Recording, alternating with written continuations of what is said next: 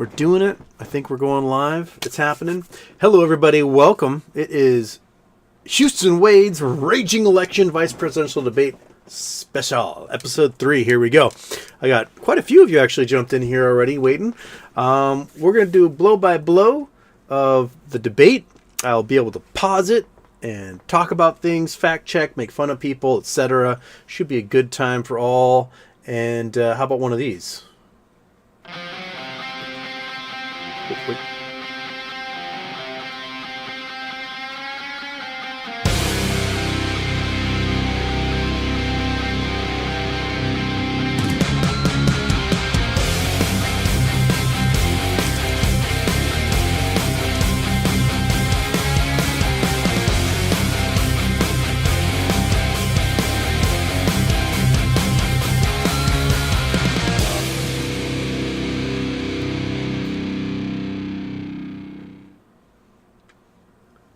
All right, turn that one off. Make sure that's off. I'm gonna close this door because I just realized I am doing laundry downstairs at the moment, so all sorts of noise as we're rumbling up the stairs. So how do you guys think that the debate's gonna go tonight? I have one prediction, and this prediction is that JD Vance is gonna be the embodiment of the saying, "It is easy to pretend to be serious. It is impossible to pretend to be witty," and that when pushed, all he can manage to do is get louder and more firm and more stern and more I'm a white male, should be taken seriously. And that's about all you're gonna get out of him. So I see my microphone. It looks like my microphone keeps going super hot here. So that's because it's way up. Oh my goodness. Okay, so blowing out eardrums here. Sorry about that. Yeah, it's I think Walz is probably going to keep up with the, hey, be joyous, let's make government work for each other. And JD Vance is going to try and blame everything on immigrants and minorities. So I'm sure we'll see where it goes from here. But yeah, so might as well hit whatever chats we can here. We got 3 minutes to go until it goes live. We've got the CBS live stream up here, so Avocados is here first. GDC was first part due. John Castro, he wants the coach to go. Belgian Whale 3 a.m. I think it's a no for me. Surfing tomorrow. Later, retards. Okay. All right. Debate. I haven't even baited yet. Sean Chang, take a shot every time they mention eating a pet. I hope Tim Walz brings it up and is like, look, you lying piece of crap. I think it'd be very important to just point out that you started this mess, and now Springfield, Ohio is having all sorts of issues with Nazis coming into town, etc. So, yeah, I forgot to refill my water. I may regret that. Shout out Monkey Butt, Fat Cat, Kitten. Well, we got the Fat Cat, we got the Monkey Butt. Kitten's downstairs. She peed herself earlier today, so... it's Kitten. It's toddler. What are you going to do? Dig Dog Doink. My dog does punch me in the sack like every day. Oh, Monkey Butt. She's excited. She just goes right for the ding-a-ling. She's the perfect height for it. It's ridiculous. And meanwhile, my kitty gives me warm cuddles across the neck every morning, and maybe she's trying to choke me out. Come to think of it. Just unsuccessful. Oh, here we go. It's happening. Okay.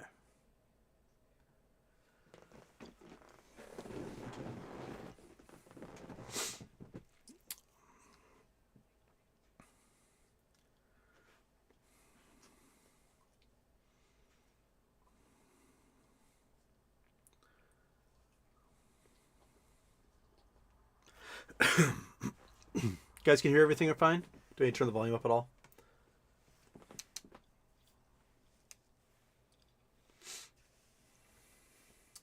Dig Dug Doink with the Camper Van Beethoven song.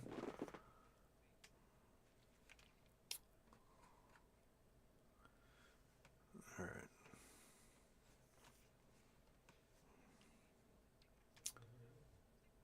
And you guys can hear everything just fine, right?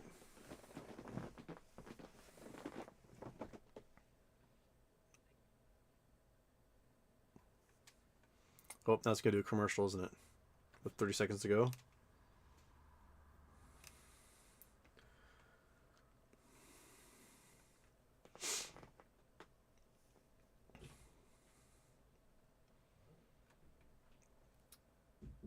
No sound. Uh-oh.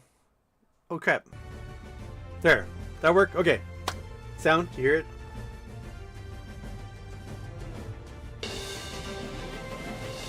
Tonight, with just over a month to go until Election Day, the first and only meeting between the two men who hope to become Vice President of the United States. Democratic Governor Tim Walz of Minnesota and Republican Senator J.D. Vance of Ohio. Now, this is likely the final debate of this election cycle, and voting is already underway in 20 states. CBS News polling shows this remains a race either presidential candidate could win. The CBS News vice presidential debate starts now. Fight for every single vote. I'll be honest, that gives off local news vibes. That desk they're behind. We're to turn this whole country red with President Donald J. Trump's leadership. You know what's at the end of this little journey? Kamala Harris as the next president of the United States. This is a CBS News special, live from CBS News headquarters in New York. America Decides, the vice presidential debate. Good evening, I'm Nora O'Donnell, and thank you for joining us for tonight's CBS News Vice Presidential Debate. We want to welcome our viewers on CBS, on other networks here in the U.S. and around the world. We have a consequential night ahead, and our focus is the issues that matter to you, the voter. Let's introduce the candidates. Minnesota's Democratic Governor Tim Walz and Ohio's Republican Senator J.D. Vance, tonight meeting for the first time. All right, there you go. I'm Margaret Brennan. In order to have a thoughtful and civil debate, these are the rules that both campaigns have agreed to. Questions will be directed at one candidate, who will have 2 minutes to respond. The other candidate will be allowed 2 minutes for rebuttal. Then each candidate will get another minute to make further points, with an additional 1 minute each at the discretion of the moderator. The primary role of the moderators is to facilitate the debate between the candidates, enforce the rules, and provide the candidates with the opportunity to fact-check claims made by each other. CBS News reserves the right to mute the candidates' microphones to maintain decorum. We have not shared the questions or topics with the campaigns. The stage is set. Governor, Senator, thank you for joining us. Let's get started. Let's get it on. Tonight, our country is facing several unfolding crises. The Middle East is on the brink of war. Americans are suffering from the catastrophic impact of Hurricane Helene. And now a labor strike as 25,000 dock workers from Maine to Texas are picketing. We're going to begin tonight with the Middle East. Margaret. Thank you, Nora. Earlier today, Iran launched its largest attack yet on Israel, but that attack failed, thanks to joint U.S. and Israeli defensive action. President Biden has deployed more than 40,000 U.S. military personnel and assets to that region over the past year to try to prevent a regional war. Iran is weakened, but the U.S. still considers it the largest state sponsor of terrorism in the world, and it has drastically reduced the time it would take to develop a nuclear weapon. It is down now to 1 or 2 weeks' time. Governor Walz, if you were the final voice in the Situation Room, would you support or oppose a preemptive strike by Israel on Iran? You have 2 minutes. Well, thank you, and thank you for those joining at home tonight. Let's keep in mind where this started. October 7th, Hamas terrorists massacred over 1,400 Israelis and took prisoners. Israel's ability to be able to defend itself is absolutely fundamental. Getting its hostages back, fundamental, and ending the humanitarian crisis in Gaza. But the expansion of Israel and its proxies is an absolute fundamental necessity for the United States to have the steady leadership there. You saw it experienced today, where along with our Israeli partners and our coalition, able to stop the incoming attack. But what's fundamental here is that steady leadership is going to matter. It's clear, and the world saw it on that debate stage a few weeks ago, a nearly 80-year-old Donald Trump talking about crowd sizes is not what we need in this moment. But it's not just that. It's those that were closest to Donald Trump that understand how dangerous he is when the world is this dangerous. His chief of staff, John Kelly, said that he was the most flawed human being he'd ever met. And both of his secretaries of defense and his national security advisors said he should be nowhere near the White House. Now, the person closest to them Donald Trump said he's unfit for the highest office. That was Senator Vance. What we've seen out of Vice President Harris is we've seen steady leadership. We've seen a calmness that is able to draw on the coalitions to bring them together. Understanding that our allies matter. When our allies see Donald Trump turn towards Vladimir Putin, turn towards North Korea, when we start to see that type of fickleness around holding the coalitions together, we will stay committed. And as the Vice President said today we will protect our forces and our allied forces, and there will be consequences. Governor, your time is up. Senator Vance, the same question. Would you support or oppose a preemptive strike by Israel on Iran? You have 2 minutes. So, Margaret, I want to answer the question. First of all, thanks, Governor. Thanks to CBS for hosting the debate. And thanks, most importantly, to the American people who are watching this evening and caring enough about this country to pay attention to this vice presidential debate. I want to answer the question, but I want to actually give an introduction to myself a little bit because I recognize a lot of Americans don't know who either one of us are. I was raised in a working-class family. My mother required food assistance for periods of her life. My grandmother required Social Security help to raise me, and she raised me in part because my own mother struggled with addiction for a big chunk of my early life. I went to college on the GI Bill after I enlisted in the Marine Corps and served in Iraq. And so I stand here asking to be your vice president with extraordinary gratitude for this country, for the American dream that made it possible for me to live my dreams. And most importantly, I know that a lot of you are worried about the chaos in the world and the feeling that the American dream is unattainable. I want to try to convince you tonight over the next 90 minutes that if we get better leadership in the White House, if we get Donald Trump back in the White House, the American dream is going to be attainable once again. Now, to answer this particular question, we have to remember that as much as Governor Walz just accused Donald Trump of being an agent of chaos, Donald Trump actually delivered stability in the world, and he did it by establishing effective deterrence. People were afraid of stepping out of line. Iran, which launched this attack, has received over $100 billion in unfrozen assets thanks to the Kamala Harris administration. What do they use that money for? They use it to buy weapons that they're now launching against our allies and, God forbid, potentially launching against the United States as well. Donald Trump recognized that for people to fear the United States, you needed peace through strength. They needed to recognize that if they got out of line, the United States global leadership would put stability and peace back in the world. Now, you asked about a preemptive strike, Margaret, and I want to answer the question. Look, it is up to Israel what they think they need to do to keep their country safe, and we should support our allies wherever they are when they're fighting the bad guys. I think that's the right approach to take with the Israel question. Thank you, Senator. Okay, pause moment. J.D. Vance actually did a very good job starting off. Introduce who he was. May seem like he's a cuddly little fuzzy bear, and managed to deflect the fact that he also believed that Donald Trump was completely insane and should not be president back in 2016. So a point for J.D. Vance here. I'll give that to him.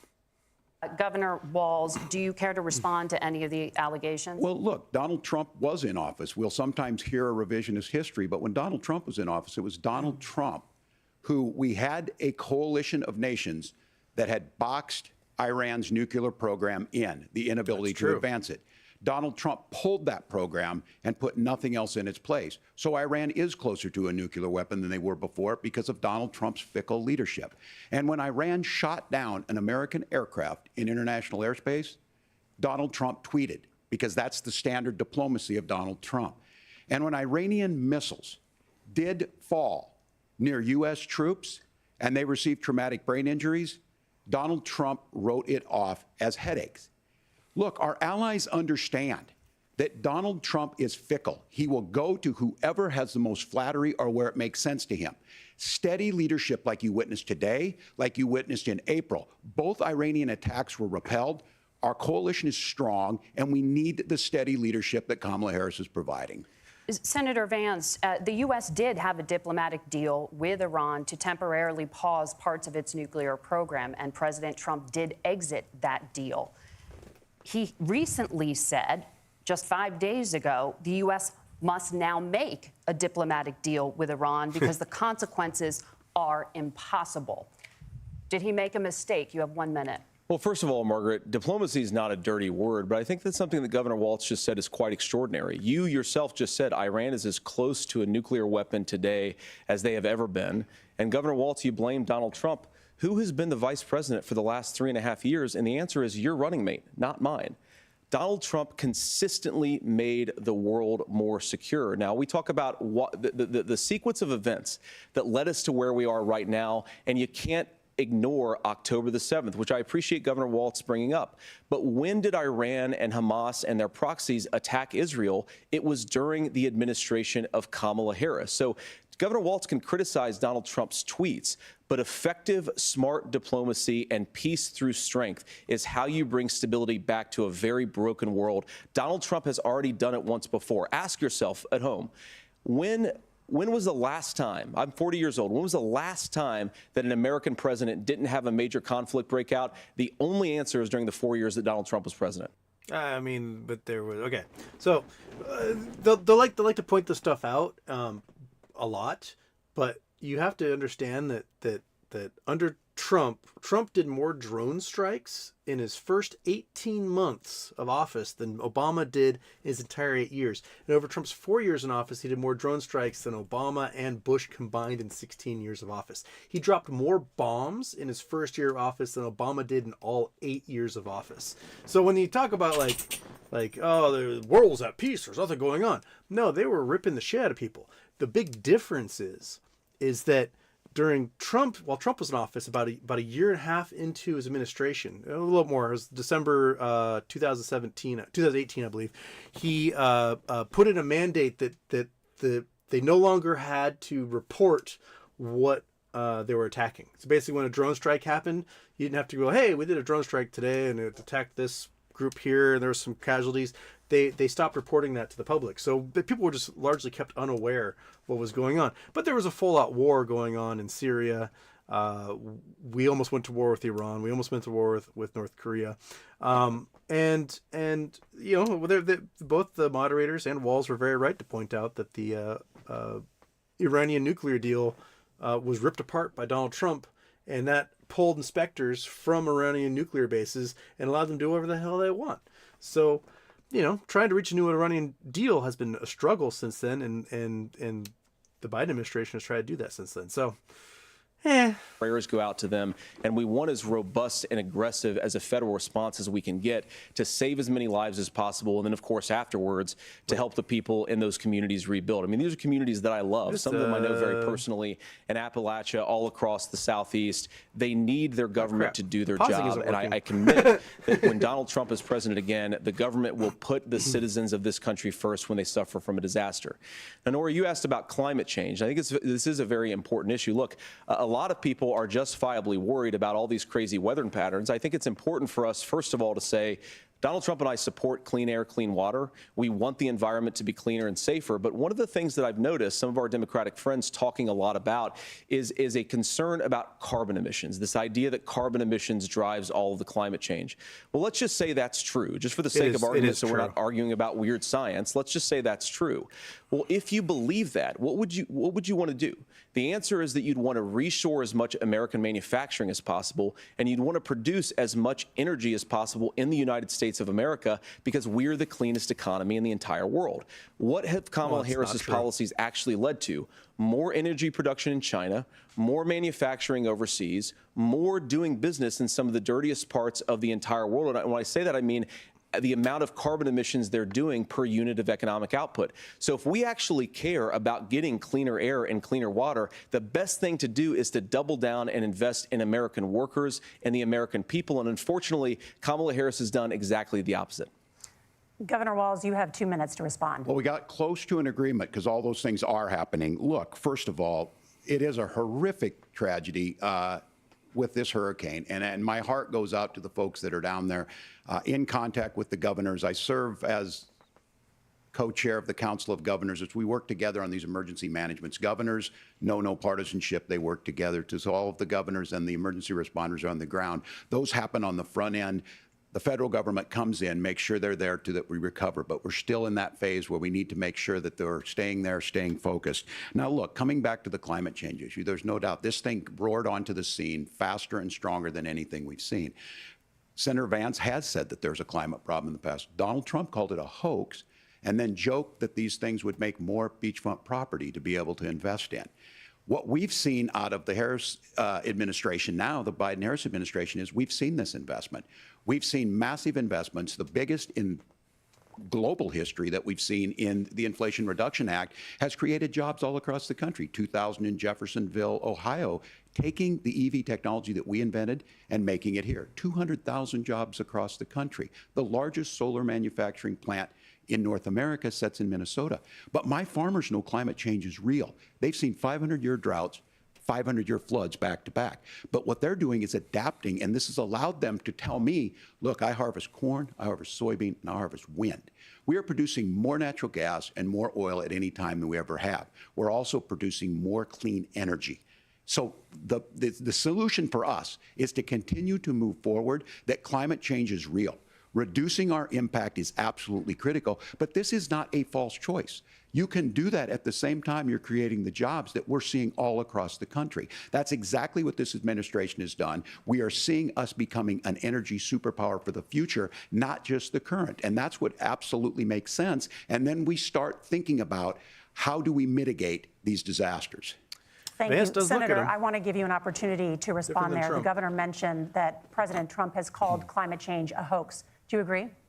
Well, look, what the president has said is that if the Democrats, in particular Kamala Harris and her leadership, if they really believe that climate change is serious, what they would be doing is more manufacturing and more energy production in the United States of America, and that's not what they're doing. Manufacturing So has clearly grown Kamala Harris more herself to this administration doesn't since World War believe her II. own rhetoric on this. If she did, she would actually agree with Donald Trump's energy policies. Now, something Governor Walz said I think is important to touch upon, because when we talk about clean energy, I think that's a slogan that often the Democrats will use here. And I'm talking, of course, about the Democratic leadership. And the real issue is that if you're spending hundreds of millions or even billions of dollars of American taxpayer money on solar panels that are made in China, number one, you're going to make the economy dirtier. We should be making more of those solar panels here in the United States of America. Some of them are, Tim, but a lot of them are being made overseas in China, especially the components that go into those solar panels. So if you really want to make the environment cleaner, you've got to invest in more energy production. We haven't built a nuclear facility, I think, one in the past 40 years. Senator. Natural gas, we got to invest more in it. Kamala Harris has done the opposite. That's raised energy prices and also meant that we're doing Senator, worse by your the time climate. is up.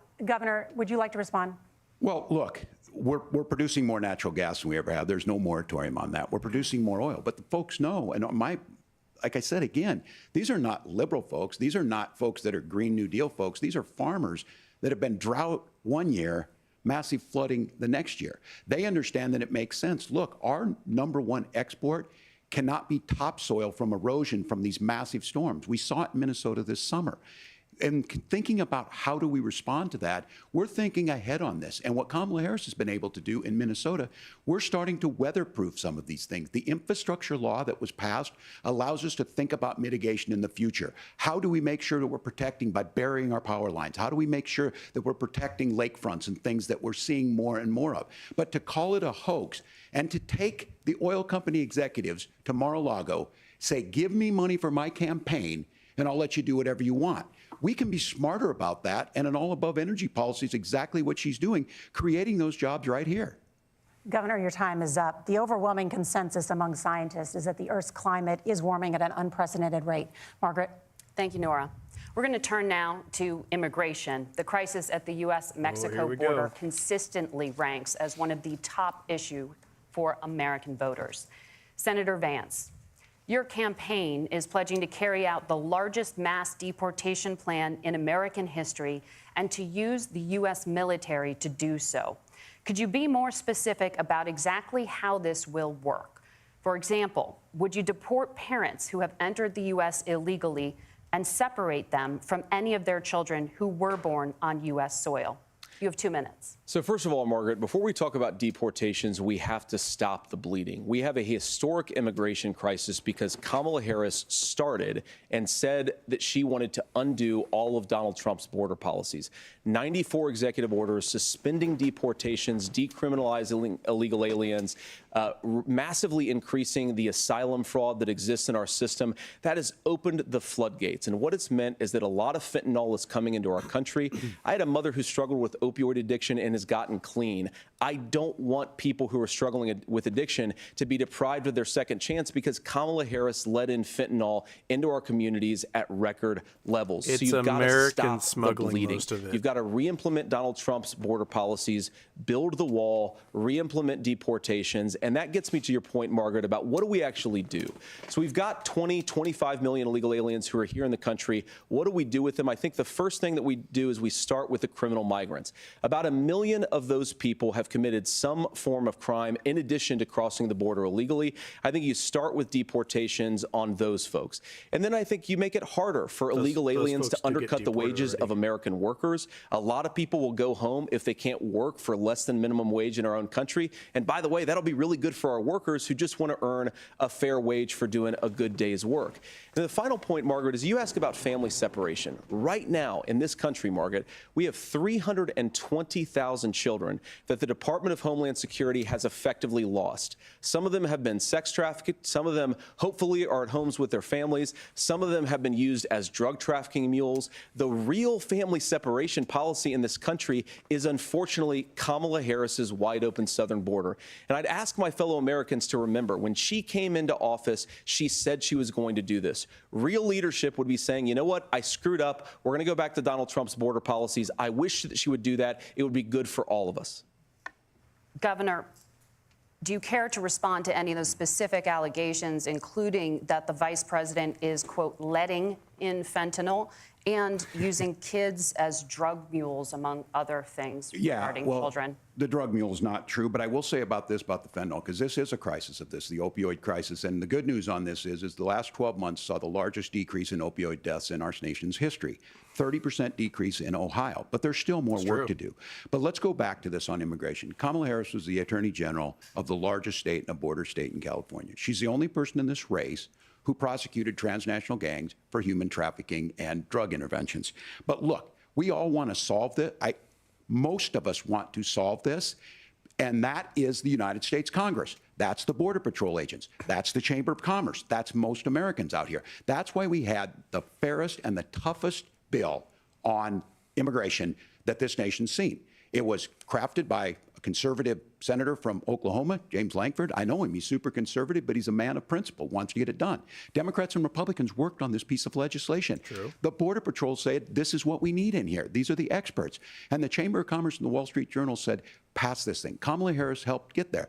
1,500 new border agents, detection for drugs, DOJ money to speed up these the adjudications on this, just what America wants.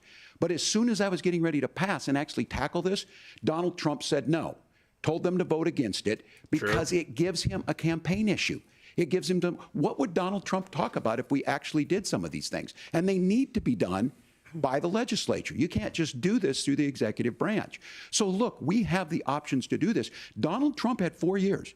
He had 4 years to do this. And he promised you, America, how easy it would be. I'll build you a big, beautiful wall, and Mexico will pay for it. Less than 2% of that wall got built, and Mexico didn't pay a dime. But here we are again, 9 years after he came down that escalator, dehumanizing people and telling them what he was going to do. As far as the deportation plan, at one point, Senator Vance said it was so unworkable to be laughable. So that's where we're at. Pass the bill, she'll sign it. Governor, your time is up. Senator, the question was, will you separate parents from their children, even if their kids are U.S. citizens? You have 1 minute. Margaret, my point is that we already have massive child separations thanks to Kamala Harris's open border. And I didn't accuse Kamala Harris of inviting drug mules. I said that she enabled the Mexican drug cartels to operate freely in this country. And we know that they use children as drug mules, and it is a disgrace, and it has to stop. Look, I think what Tim said just doesn't pass the smell test. For 3 years, Kamala Harris went out bragging that she was going to undo Donald Trump's border policy. She did exactly that. We had a record number of illegal crossings. We had a record number of fentanyl coming into our country. And now that she's running for president, or a few months before, she says that somehow she got religion and cared a lot about a piece of legislation. The only thing that she did when she became the vice president, when she became the appointed appointed border czar was to undo 94 Donald Trump executive actions that opened the border. This problem is leading to massive problems in the United States of America. Parents who can't afford health care, schools that are overwhelmed. It's got to stop, and it will when Donald Trump is president again. Senator, your time is up. Governor, what about our CBS News polling, which does show that a majority of Americans, more than 50%, support mass deportations? Look, we fix this issue with a bill that is necessary, but the issue on this is what happens when you don't want to solve it. You demonize it. And we saw this, and Senator Vance, and it surprises me on this, talking about and saying, I will create stories to bring attention to this. That vilified a large number of people who were here legally in the community of Springfield. The Republican governor said, it's not true, don't do it. There's consequences for this. There's consequences. We could come together. Senator Langford did it. We could come together and solve this if we didn't let Donald Trump continue to make it an issue. And the consequences in Springfield were the governor had to send state law enforcement to escort kindergartners to school. I believe Senator Vance wants to solve this, but by standing with Donald Trump and not working together to find a solution, it becomes a talking point. And when it becomes a talking point like this, we dehumanize and villainize other human beings. Tim, Governor, your time is up. Senator, I'll give you 1 minute, but let me just ask you the question first. The governor has made the point, and I think as a sitting lawmaker, you know that Congress controls the purse strings and any funding. So you have said repeatedly that Donald Trump would, through executive action, solve this. Do you disagree that Congress controls the purse strings and would need to support many of the changes that you would actually want to implement? You have 1 minute. Look, Margaret, first of all, the gross majority of what we need to do at the southern border is just empowering law enforcement to do their job. I've been to the southern border more than our border czar, Kamala Harris, has been, and it's actually heartbreaking because the Border Patrol agents, they just want to be empowered to do their job. Of course, additional resources would help, but most of this is about the president and the vice president empowering our law enforcement to say, if you try to come across the border illegally, you've got to stay in Mexico, you've got to go back through proper channels.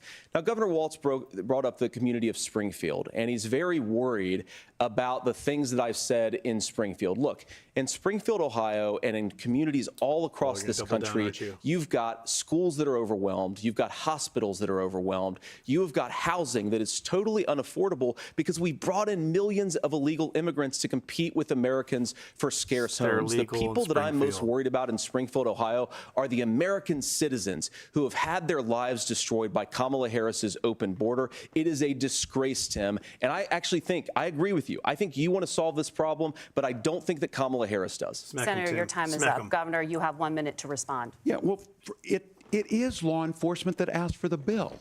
They helped craft it. They're the ones that supported it. That's because they know we need to do this. Look, this issue of continuing to bring this up, of not dealing with it, of blaming migrants for everything.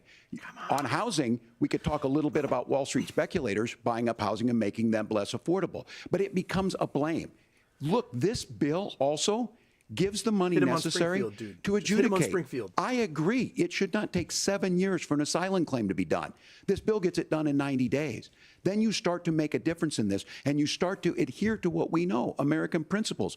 I don't talk about my faith a lot, but Matthew 25:40 talks about, to the least amongst us you do unto me. I think that's true of most Americans. They simply want order to it. This bill does it. It's funded. It's supported by the people who do it. And it lets us keep our dignity about how we treat other people. Thank you, Governor. And just to clarify for our viewers, Springfield, Ohio does have a large number of Haitian migrants who have legal status, temporary protected status. Well, Margaret, but thank you, Senator. We have so much to get to. Margaret, I think it's important because we're going to turn out of the economy. Thank you, Margaret. The rules were that you guys weren't going to fact check, and since you're fact checking me, I think it's important to say what's actually going on. So there's an application called the CBP One app, where you can go on as an illegal migrant, apply for asylum or apply for parole, and be granted legal status at the wave of a Kamala Harris open border wand. That is not a person coming in, applying for a green card and waiting for 10 years. That is the facilitation of illegal immigration, Margaret, by our own leadership. Thank you, Senator, for describing the legal process. We have so much to get to, Senator. Those laws have been on the books since 1990. Thank you, gentlemen. The We CBP want to have One app has not been on the books since 1990. It's something that Kamala Harris did, Margaret. Gentlemen, the audience can't hear you because your mics are cut. We have so much we want to get to. Thank you for explaining the legal process. Nora. Thank you, Margaret. The economy is a top concern for voters. Each of your campaigns has released an economic plan, so let's talk about the specifics. Governor Walz, Vice President Harris unveiled a plan that includes billions in tax credits for manufacturing, housing, and a renewed child tax credit. The Wharton School says your proposals will increase the nation's deficit by $1.2 trillion. How would you pay for that without ballooning the deficit? Governor, I'll give you 2 minutes. Yeah, thank you. And Kamala Harris and I do believe in the middle class because that's where we come from. We both grew up in that. We understand. So those of you out there listening tonight, you're hearing a lot of stuff back and forth, and it's good. It's healthy. That's what this is supposed to happen. You should be listening. How's this going to impact me? The bold forward plan that Kamala Harris put out there is talking about this housing issue. The one thing is there's 3 million new houses proposed under this plan with down payment assistance on the front end to get you in a house. A house is much more than just an asset to be traded somewhere. It's foundational to where you're at. And then making sure that the things you buy every day, whether they be prescription drugs or other things, that there's fairness in that. Look, the $35 insulin is a good thing, but it costs $5 to make insulin. They were charging $800 before this law went into effect. As far as the housing goes, I've seen it in Minnesota. 12% more houses in Minneapolis, prices went down on rent 4%. It's working. And then making sure tax cuts go to the middle class. $6,000 child tax credit, we have one in Minnesota, reduces childhood poverty by 1/3. We save money in the long run, and we do the right thing for families. And then getting businesses off the ground. The law as it stands right now is $5,000 tax credit for small business, increasing that to $50,000. Now, this is a philosophical difference between us. Donald Trump made a promise, and I'll give you this, he kept it. He took folks to Mar-a-Lago, he said, you're rich as hell, I'm gonna give you a tax cut. He gave the tax cuts that predominantly went to the top class. What happened there was an $8 trillion increase in the national debt, the largest ever. Now he's proposing a 20% consumption or sales tax on everything we bring in. Everyone agrees, including businesses, it would be destabilizing it, it would increase inflation and potentially lead to a recession. Look, this is simple for you. Where are we going? Kamala Harris has said to do the things she wants to do, we'll just ask the wealthiest to pay their fair share. When you do that, our system works best, more people are participating in it, and folks have the things that they need. Senator, I want to give you a moment to respond on that. But similarly, the Wharton School has done an analysis of the Trump plan and says it would increase the nation's deficit by $5.8 trillion. My question is the same for you. How do you pay for all that without ballooning the deficit? I'll give you 2 minutes. Well, first of all, you're going to hear a lot from Tim Walz this evening, and you just heard it in the answer, a lot of what Kamala Harris proposes to do. And some of it, I'll be honest with you, it even sounds pretty good. Here's what you won't hear, is that Kamala Harris has already done it.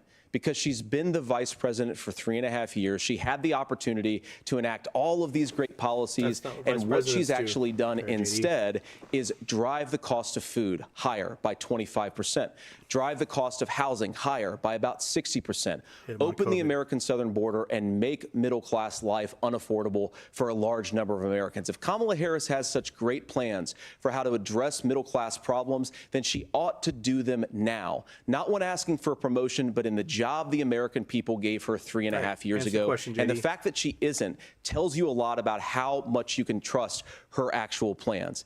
Now, Donald Trump's economic plan is not just a plan, but it's also a record.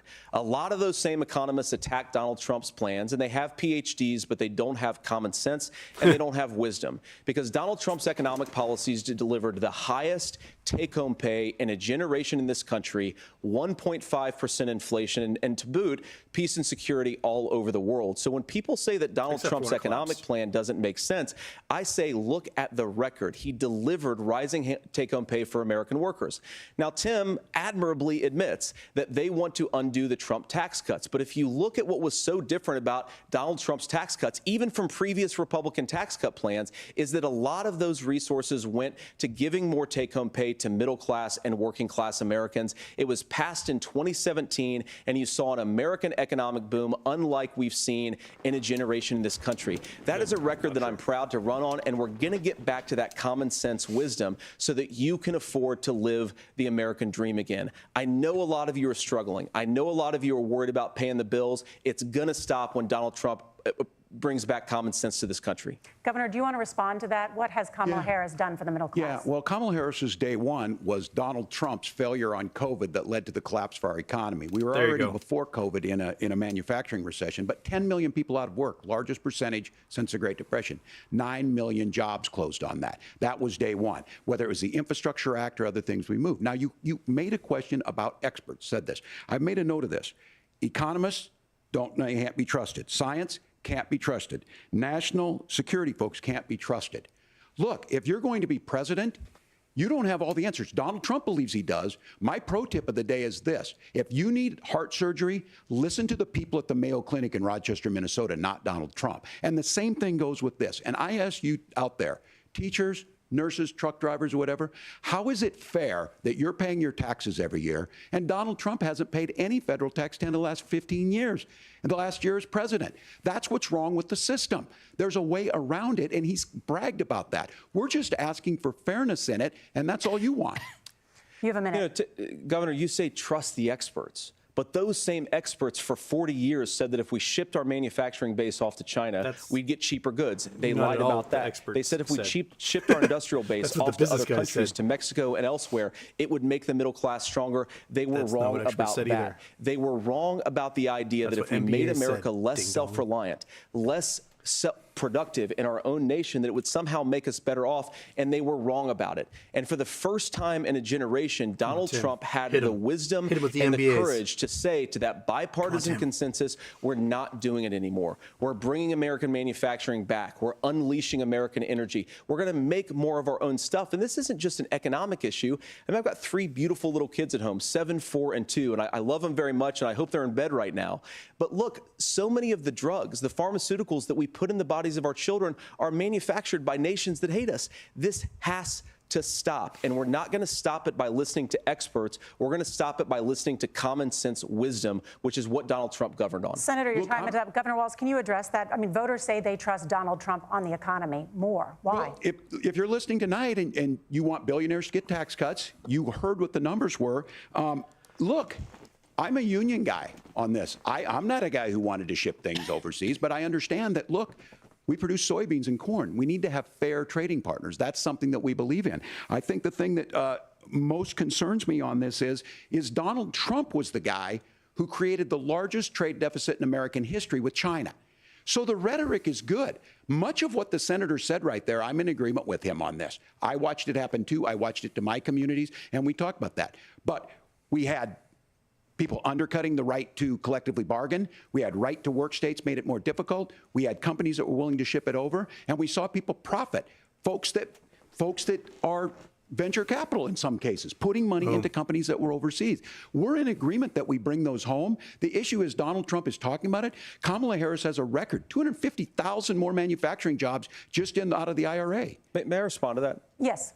So appreciate that. So if you notice, what Governor Walz just did is he said, first of all, Donald Trump has to listen to the experts. And then when he acknowledged that the experts screwed up, he said, well, Donald Trump didn't do nearly as good of a job as the statistics show that he did. So what Tim Walz is doing, and I honestly, Tim, I think you got a tough job here, because you've got to play whack-a-mole. You've got to pretend that Donald Trump didn't deliver rising take-home pay, which of course he did. You've got to pretend that Donald Trump didn't deliver lower inflation, which of course he did. And then you simultaneously got to defend Kamala Harris's atrocious economic record, which has made gas, groceries, and housing unaffordable for American citizens. I was raised by a woman who would sometimes go into medical debt so that she could put food on the table in our household. I know what it's like to not be able to afford the things that you need to afford. We can do so much better. To all of you watching, we can get back to an America that's affordable again. We just got to get back to common sense economic principles. I hope we have a conversation on health care then. Senator, please. Thank you. Margaret? We have a lot to get to ahead, gentlemen, on many topics. But right now, I want to talk about personal qualifications. The vice president is often the last voice the president hears before making consequential decisions. We want to ask you about your leadership qualities. Governor Walz, you said you were in Hong Kong during the deadly Tiananmen Square protests in the spring of 1989. But Minnesota Public Radio and other media outlets are reporting that you actually didn't travel to Asia until August of that year. Can you explain that discrepancy? You have 2 minutes. Well, and to the folks out there who didn't get at the top of this, look, I grew up in small rural Nebraska, town of 400, town that you rode your bike with your buddies till the streetlights come on, and I'm proud of that service. I joined the National Guard at 17, worked on family farms, and then I used the GI Bill to become a teacher, passionate about it, a young teacher. My first year out, I got the opportunity in the summer of '89 to travel to China. 35 years ago, be able to do that. I came back home and then started a program to take young people there. We would take basketball teams, we would take baseball teams, we would take dancers, and we would go back and forth to China. The issue for that was to try and learn. Now look, my community knows who I am. They saw where I was at. Look, I will be the first to tell you, I have poured my heart into my community. I've tried to do the best I can, but I've not been perfect. And I'm a knucklehead at times, but it's always been about that. Those same people elected me to Congress for 12 years.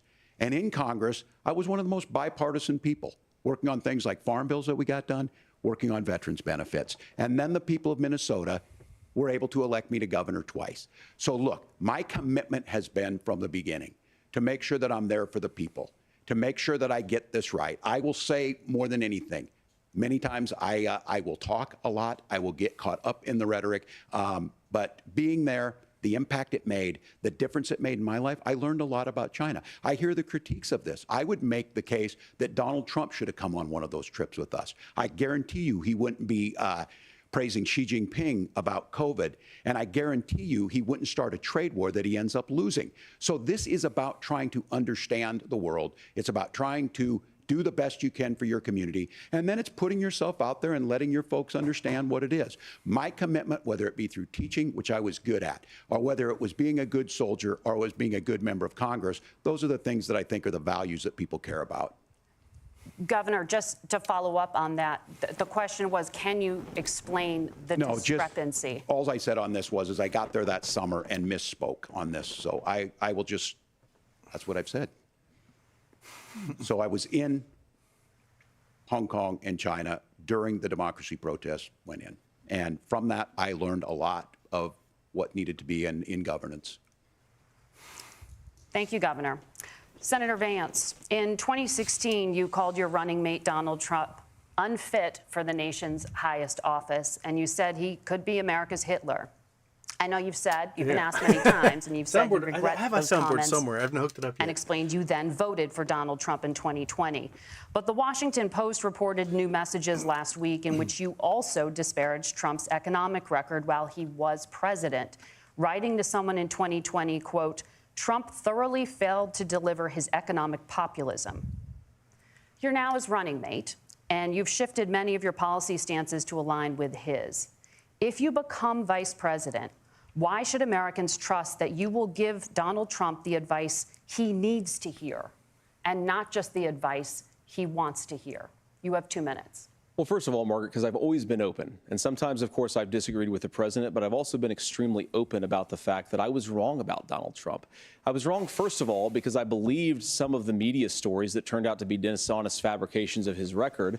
But most importantly, Donald Trump delivered for the American people. Rising wages, rising take-home pay, an economy that worked for normal Americans, a secure southern border, a lot of things, frankly, that I didn't think he'd be able to deliver on. And yeah, when you screw up, when you misspeak, when you get something wrong and you change your mind, you ought to be honest with the American people about it. It's one of the reasons, Margaret, why I've done so many interviews is because I think it's important to actually explain to the American people where I come down on the issues and what changed. Now, you pointed out the messages from 2020. So is Margaret, it I've been that Trump extremely isn't Hitler, consistent or that you're I think willing there to were a go lot along of with Hitler things that now? we could have done better in the Trump administration in the first round if Congress was doing its job. I strongly believe, and I've been a United States Senator, that Congress is not just a high-class debating society. It's not just a forum for senators and congressmen to whine about problems. It's a forum to govern. So there were a lot of things on the border, on tariffs, for example, where I think that we could have done so much more if the Republican Congress and the Democrats in Congress had been a little bit better about how they govern the country. They were so obsessed with impeaching Donald Trump,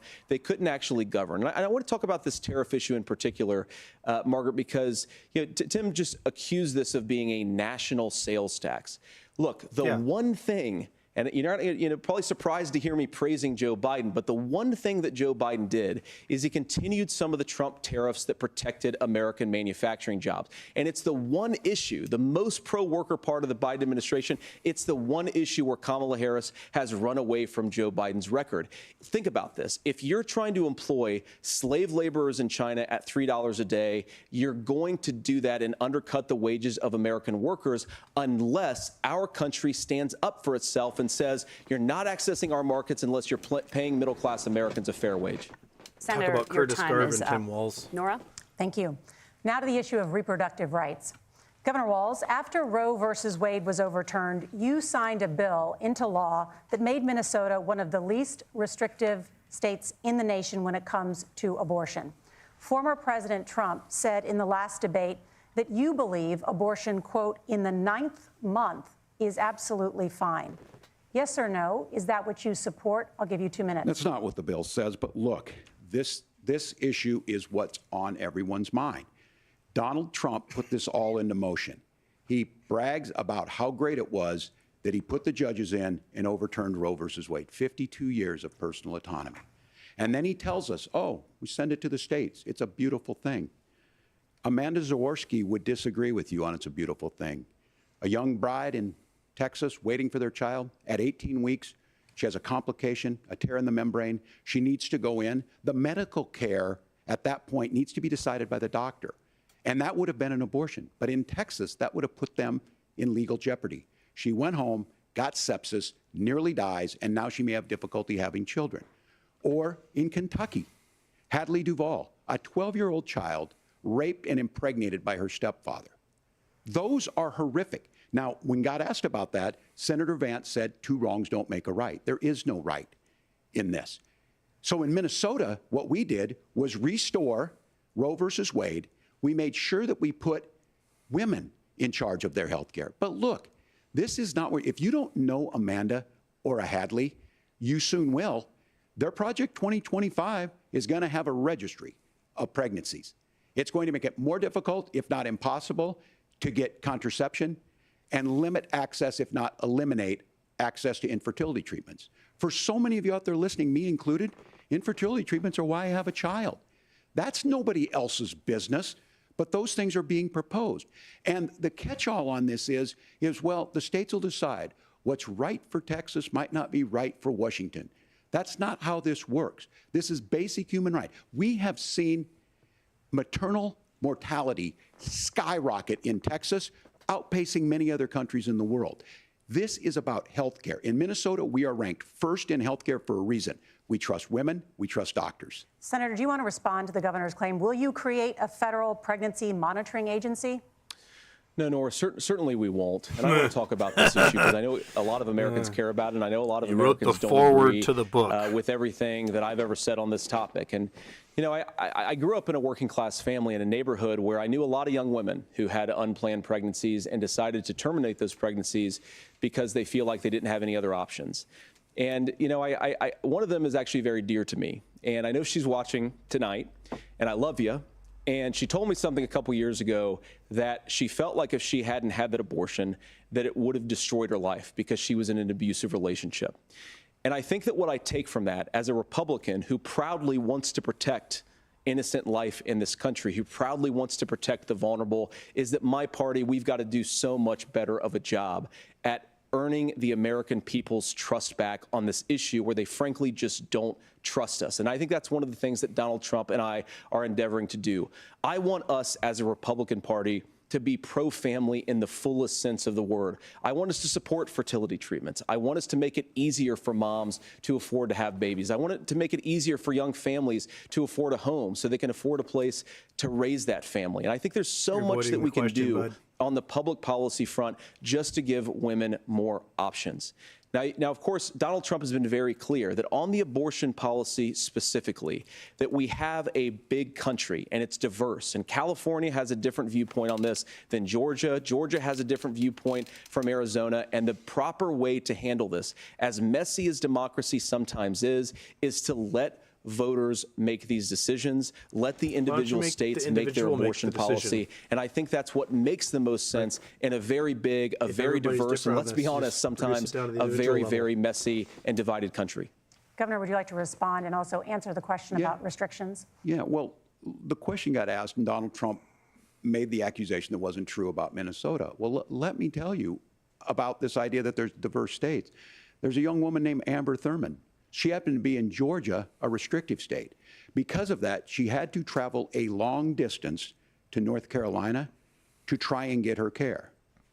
Amber Thurman died in that journey back and forth. The fact of the matter is, how can we as a nation say that your life and your rights, as basic as the right to control your own body, is determined on geography? There's a very real chance, had Amber Thurman lived in Minnesota, she would be alive today. That's why the restoration of Roe versus Wade. When you listen to Vice President Harris talk about this subject and you hear me talk about it, you hear us talking exactly the same. Donald Trump is trying to figure out how to get the political right of this. I agree with a lot of what Senator Vance said about what's happening. His running mate, though, does not, and that's the problem. Governor, your time is up. Senator, let me ask you about that. He mentioned, it was, I think, referring to a national ban. In the past, you have supported a federal ban on abortion after 15 weeks.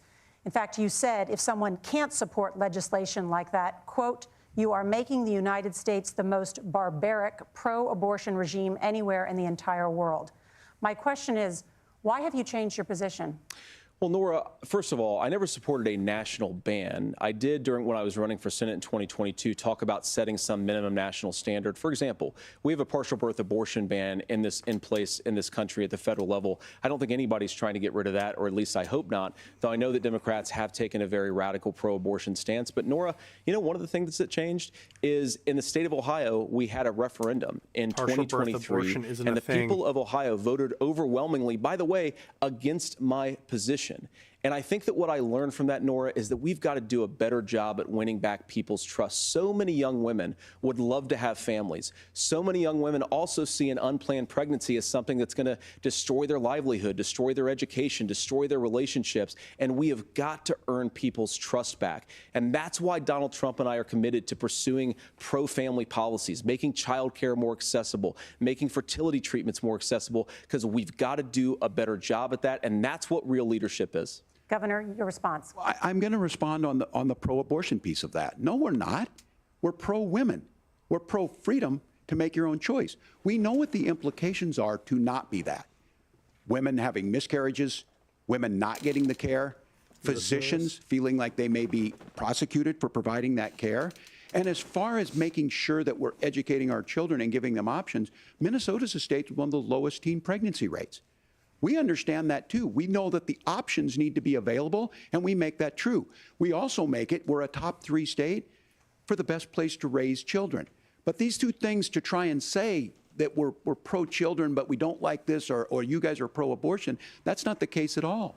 We are pro-freedoms for women to make their choices, and we're going, and Kamala Harris is making the case, to make options for children more affordable, a $6,000 child tax credit, but we're not going to base that on the backs of making someone like Amber Thurman drive 600 miles to try and get health care. Senator. May I respond to that? First of all, Governor, I agree with you. Amber Thurman should still be alive, and there are a lot of people who should still be alive, and I certainly wish that she was. And maybe you're free to disagree with me on this and explain this to me, but as I read the Minnesota law that you signed into law, the statute that you signed into law, it says that a doctor who presides over an abortion where the baby survives, the doctor is under no obligation to provide life-saving care to a baby who survives a botched late-term abortion. That is, I think, whether you're pro-choice or pro-abortion, that is fundamentally barbaric. And that's why I use that word, Nora, is because some of what we've seen, do you want to force Catholic hospitals to perform abortions against their will? Because Kamala Harris has supported suing Catholic nuns to violate their freedom of conscience. We can be a big and diverse country where we respect people's freedom of conscience and make the country more pro-baby and pro-family. But please. Yes, Governor, please respond. Look, this is one where there's always something there. This is a very simple proposition. These are women's decisions to make about their health care decisions, and the physicians who know best when they need to do this. Trying to distort the way a law is written to try and make a point. That's not it at all. What was I wrong This about, was- Governor? Please tell me, what was I wrong That is about? not the way the law is written. Look, I've given But this, how? I've given this advice on a lot of things, that getting involved, getting engaged, that's been misread, and it was fact-checked at the last debate. But the point on this is there's a continuation of these guys to try and tell women or to get involved. I use this line on this, just mind your own business on this. Things work best when Roe versus Wade was in place. When we do a restoration of Roe, that works best. That doesn't preclude us from increasing funding for children. It doesn't increase us from making sure that once that child's born, like in Minnesota, they get meals, they get early childhood education, they get health care. So the hiding behind we're going to do all these other things when you're not proposing them in your budget. Kamala Harris is proposing them. She's proposing all those things to make life easier for families. I asked a specific question, Governor. You gave me a slogan as a response. It's not the case. It's not true. That's not what the law says. So they fact-checked it with President Trump. Gentlemen, there's a lot to discuss. We have to move on, and we're going to be right back with much more of the CBS News vice presidential debate in just a moment. Mute time. They're going to do a commercial break here. They've got their PP break or whatever. Vance is doing okay. JD's doing okay. It's kind of even at the moment. Walz is doing okay and JD's doing okay. Walz really needs to kind of hit this thing home a little harder. One sec. Cat, your tail's in the way. There we go. Back to Big Houston. And like, he really needs to hit home when JD talks about we had amazing growth and we need to bring manufacturing back. The Biden administration has had the largest growth in industrial manufacturing in the United States since the end of World War II. Right? There's more manufacturing happening now than at any point for like the last 70 years. Like, there's more job growth in manufacturing. So he needs to hit that home more. And he needs to hit home more about how Trump fucked everything up with COVID. I think it's really important that American people need to be reminded that Trump fired the pandemic response team. He fired them in 2018 to pay for his crappy tax cuts for rich people. And not having a pandemic response team, not having epidemiologists and experts and virologists on the National Security Council, which were been put there by the previous administration, to help you facilitate a response to a giant pandemic, is very indicative to how you need to run this country. And so when and also Walz needed to hit him harder on the you don't trust experts, so we're gonna move things overseas. Experts did not say that. MBA assholes said that. So you just talk about business bros, what pieces of crap they are, and you'll be able to hit that a lot harder. Still got like a Mint Mobile commercial going on here. So, Ryan Reynolds is telling you to use his cell phone company. So, how do you guys think of this going so far? There hasn't really been too much. There's one slight JD meltdown, and that was about it. When he was interrupting and they complained about getting fact checked. I like the fact that they pointed out that they were legal. Because that's what Walz needed to do that. Walz needed to be like, no, they're here legally. They aren't illegal, you racist. So throw that out there, Walz. Like, just let it be. Derek Horse, hospitals shouldn't have religions. Bingo. Here in Washington, something like 20% of the population are Catholic, but 80% of our hospitals are Catholic. So it kind of, I got my specific health insurance because Swedish Hospital had a clinic here in my community, and I got my specific because everything else was owned by the Catholics. And I got to go see a doctor once, and then they closed that clinic. And now I've got to leave my community to go see a doctor because that's the only other place there isn't a Catholic clinic or hospital. It's ridiculous. So, yeah, Mike Cut was funny. Feels like Walz is holding himself. He is. I think he needs to go to cut a little more into JD's ego a little bit. Yeah. Trump will break the tie in a few minutes, Houston. Yeah. Fat Cat for president. You did show your butthole there for like a solid minute, so that's as good a debate move as anybody can have, right, Fatso? Hey, Monkey Butt, where'd you go? Right there. Here, take your bed. Cat moved. You get it back. Heck yeah, buddy. Look at that. Isn't that nice? Okay, kitty. What are you doing? What are you doing? What are you doing? That's my water. Don't put your face in my water, please. That's gross. Okay. Man, it's a long commercial break. Must be like doing an epic pee right now.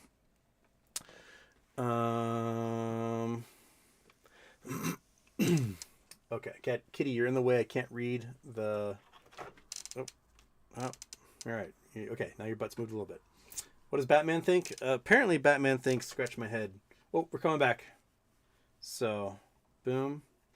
Demute. There we are. Welcome back to the CBS News vice presidential debate. We want to turn now to America's gun violence epidemic. The leading cause of death for children and teens in America is by firearms. Senator Vance, you oppose most gun legislation that Democrats claim would curb gun violence. You oppose red flag gun laws and legislation to ban certain semi-automatic rifles, including AR-15s. So let me ask you, earlier this year, for the first time, the parents of a school shooter were convicted of involuntary manslaughter and sentenced to 10 years in prison. Do you think holding parents responsible could curb mass shootings? I'll give you 2 minutes. Yeah, well, Nora, on that particular case, I don't know the full details, but I certainly trust local law enforcement and local authorities to make those decisions. I think in some cases the answer is going to be yes, and in some cases the answer is going to be no. And the details really matter here, of course. For example, if a kid steals a gun, that's going to be different than if a parent hands over a gun knowing that their kid is potentially dangerous. But look, I want to just sort of speak as a father of 3 beautiful little kids, and our oldest is now in 2nd grade. And like a lot of parents, we send our kids to school with such hope and such joy and such pride at their little faces on the first day of school. And we know, unfortunately, that a lot of kids are going to experience this terrible epidemic of gun violence. And of course, our hearts go out to the families that are affected by this terrible stuff. And we do have to do better. And I think that Governor Walz and I actually probably agree that we need to do better on this. The question is just, how do we actually do it? Now, here's something that really bothers me and worries me about this epidemic of violence. The gross majority, close to 90% in some of the statistics I've seen, of the gun violence in this country is committed with illegally obtained firearms. And while we're on that topic, we know that thanks to Kamala Harris's open border, we've seen a massive influx in the number of illegal guns run by the Mexican drug cartels. The guns come from here, The amount of dude. illegal guns in our country is higher today than it was 3.5 years ago. 600,000 guns a year about stolen the schools? in the United States. What do we do to protect our kids? And I think the answer is, and I say this not loving the answer, because I don't want my kids to go to school in a school that feels unsafe or where there are visible signs of security. But I unfortunately think that we have to increase security in our schools. We have to make the doors lock better. We have to make the doors stronger. We've got to make the windows stronger. And of course, we've got to increase school resource officers, because the idea that we can magically wave a wand and take guns out of the hands of bad guys, it just doesn't fit with recent experience. So we've got to make our schools safer. And I think we've got to have some common sense bipartisan solutions for how to do that. Governor, you have 2 minutes. Well, I think all the parents watching tonight, this is your biggest nightmare. Look, I got a 17-year-old, and he witnessed a shooting at a community center playing volleyball. Those things don't leave you. As a member of Congress, I sat in my office surrounded by dozens of the Sandy Hook parents, and they were looking at my 7-year-old picture on the wall. Their 7-year-old were dead, and they were asking us to do something. And look, I'm a hunter. I own firearms. The vice president is. We understand that the Second Amendment is there, but our first responsibility is to our kids to figure this out. In Minnesota, we've enacted enhanced red flag laws, enhanced background checks, and we can start to get data. But here's the problem. If we really want to solve this, we've got folks that won't allow research to be even done on gun violence. And this idea that we should just live with it, and here's what I do think, that this is a good start to the conversation. I 100% believe that Senator Vance hates it when these kids, it's abhorrent and it breaks your heart. I agree with that. But that's not far enough when we know there are things that worked. I've spent time in Finland and seen some Finnish schools. They don't have this happen, even though they have a high gun ownership rate in the country. There are reasonable things that we can do to make a difference. It's not infringing on your Second Amendment. And the idea to have some of these weapons out there, it just doesn't make any sense. Kamala Harris, as an attorney general, worked on this issue. She knows that it's there. No one's trying to scaremonger and say we're taking your guns, but I ask all of you out there, do you want your schools hardened to look like a fort? Is that what we have to go? When we know There's countries around the world that their children aren't practicing these types of drills. They're being kids. We owe it to them to get a fix. These are things that shouldn't be that difficult. You can still keep your firearms, and we can make a difference. We have to. If you're listening tonight, this breaks your heart. Senator. Tim, first of all, I didn't know that your 17-year-old witnessed a shooting. I'm sorry about that, and I hope that he's doing okay. Christ have mercy. It is awful. And I appreciate what Tim said, actually, about Finland, because I do think it illustrates some of the frankly, weird differences between our own country's gun violence problem and Finland. Is, okay, first of all, we have way higher rates of mental health abuse, or mental health substance abuse. We have way higher rates of depression, way higher rates of anxiety. We unfortunately have a mental health crisis in this country that I really do think that we need to get to the root causes of, because I don't think it's the whole reason why we have such a bad gun violence problem, but I do think it's a big piece of it. Another driver of the gun violence epidemic, especially that affecting our kids, it doesn't earn as many headlines, but is the terrible gun violence problem in a lot of our big cities. And this is why we have to empower law enforcement to arrest the bad guys, put them away, and take gun offenders off the streets. I think there's a whole host of things that we can do here, but I do think at our schools we've got to talk about more security. Senator, thank you. Governor, you previously opposed an assault weapons ban, but only later in your political career did you change your position. Why? Yeah, I sat in that office with those Sandy Hook parents. I've become friends with school shooters. I've seen it. Look, the NRA, I was an NRA guy for a long time. They used to teach gun safety. I'm of an age where my shotgun was in my car so I could pheasant hunt after football practice. That's not where we live today. And several things I want to mention on this is, talking about cities and where it's at, the number one where the most firearm deaths happen in Minnesota are rural suicides. And we have an epidemic of children getting guns and shooting themselves. And so we have, and we should look at all of the issues, making sure folks have health care and all that, but I want to be very careful. This idea of stigmatizing mental health, just because you have a mental health issue doesn't mean you're violent. And I think what we end up doing is we start looking for a scapegoat. Sometimes it just is the guns. It's just the guns, and there are things that you can do about it. But I do think that this is one, and I think this is a healthy conversation. I think there's a capacity to find solutions on this that work, protect Second Amendment, protect our children. That's our priority. Gentlemen, thank you. Margaret? Thank you, Nora. Let's turn now to the top contributor to inflation, the high cost of housing and rent. There's a shortage of more than 4 million homes in the United States, and that contributes to the high housing prices. Governor Walz, the Harris campaign promises a $25,000 down payment assistance for first-time home buyers and a $10,000 tax credit. They also promise to build 3 million new homes. Where are you building these homes, and won't handing out that kind of money just drive up prices higher? No, it's not handing out. We have, first, let me say this issue of housing, and I think those of you listening on this, the problem we've had is that we've got a lot of folks that see housing as another commodity. It can be bought up, it can be shifted, it can be moved around. Those are not folks living in those houses. Those of you listening tonight, that house is a big deal. I bought and owned one house in my life. My mom still lives in the house where I was. And when I think of a house, I'm thinking of Christmas services after midnight mass where you go with your family. We need to make it more affordable. And one of the things, as I said, this program that the Vice President is pushing forward and bringing a new way of approaching this is something we're doing in Minnesota from that lead. We in the state invested in making sure our housing was the biggest investment that we'd ever made in housing. It starts to make it easier. We cut some of the red tape. Local folks, look, we can't do it at the federal level, but local folks make it easier to build those homes. And then that down payment assistance. I can tell all of you out there, one of the, certainly for me, using the GI Bill was one thing, but a veteran's home loan, the big thing about a veteran's home loan is you don't have to pay the down payment.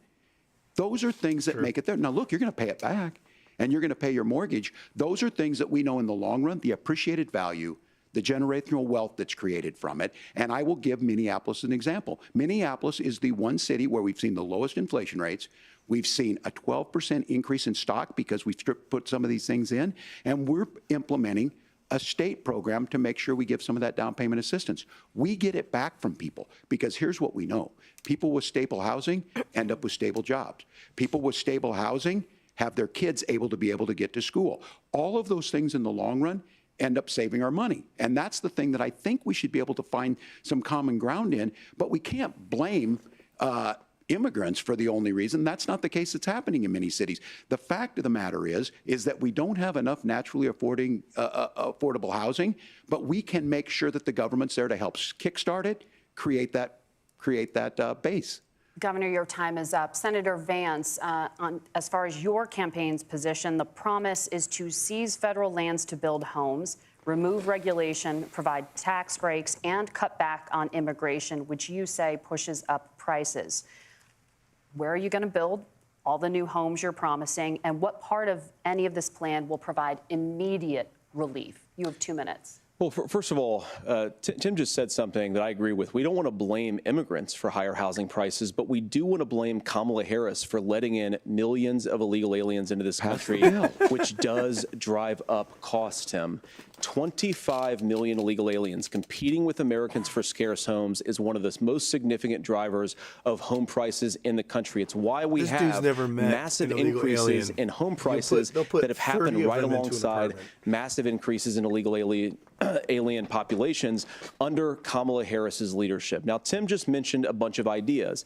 Now, some of those ideas I actually think are halfway decent, and some of them I disagree with. But the most important thing here is Kamala Harris is not running as a newcomer to politics. She is the sitting vice president. If she wants to enact all of these policies to make housing more affordable, I invite her to use the office that the American people already gave her, not sit around and campaign and do nothing while Americans find the American dream of homeownership completely unaffordable.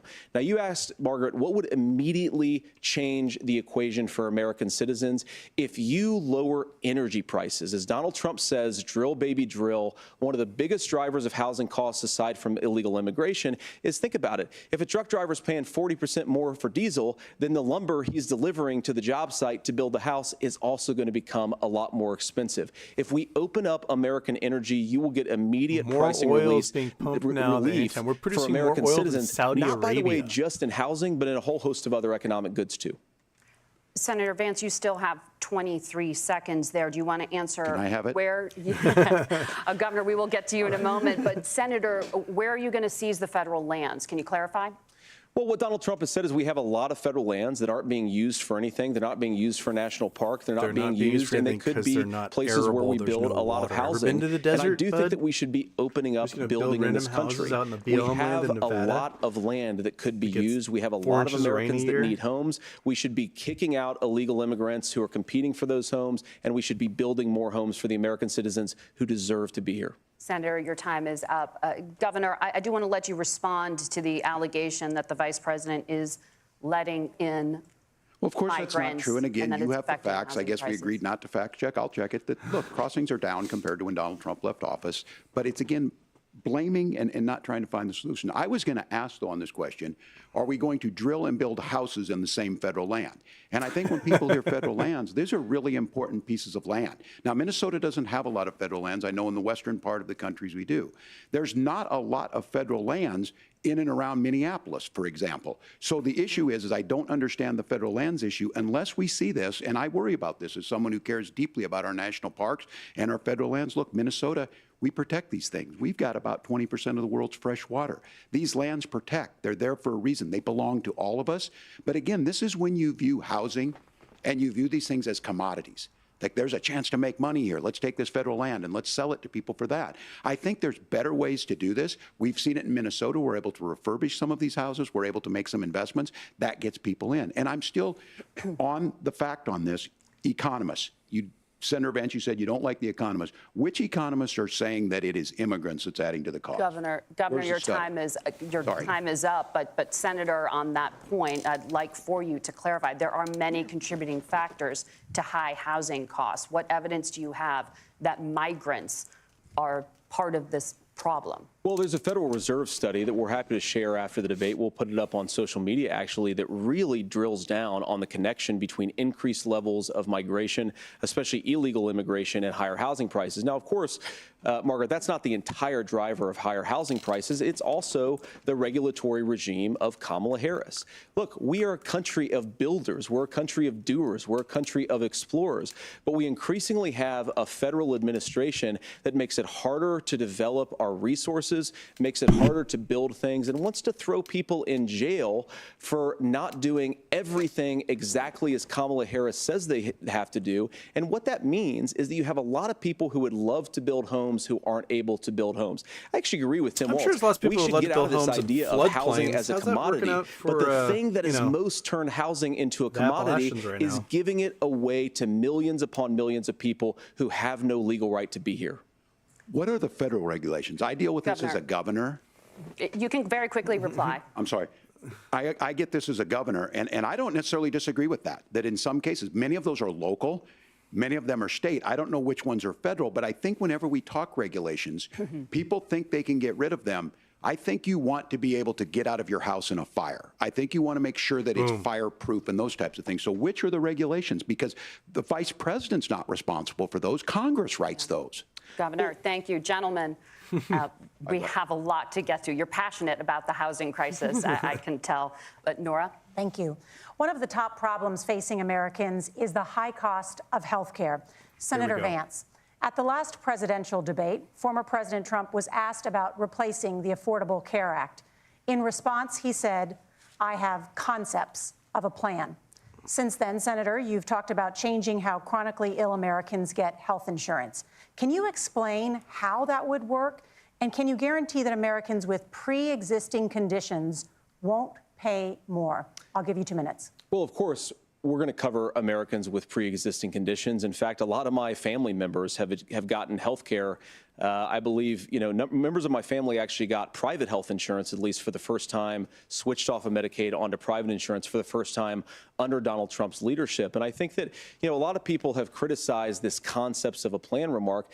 Look, it's very simple common sense. I think as Tim Walz knows from 12 years in Congress, you're not going to propose a 900-page bill standing on a debate stage. It would bore everybody to tears, and it wouldn't actually mean anything because part of this is the give and take of bipartisan negotiation. Now, when Donald Trump was actually president, and again, he has a record to be proud of, prescription drugs fell in 2018 for the first time in a very long time. Under Kamala Harris's leadership, prescription drugs are up about 7%. Under Donald Trump's entire 4 years, they were up about 1.5%.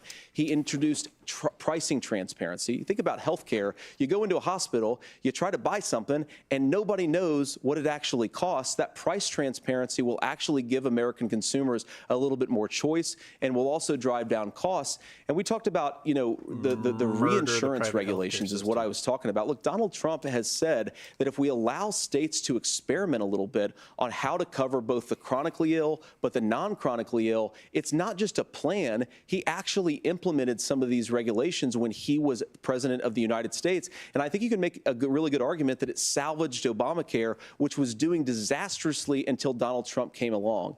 And I think this is an important point about President Trump. Of course, you don't have to agree with everything that President Trump has ever said or ever done.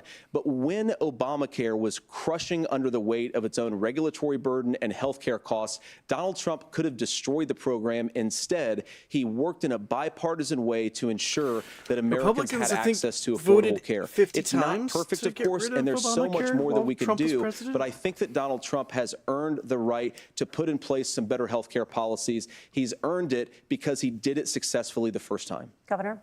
All right, here's where being an old guy gives you some history. I was there at the creation of the ACA.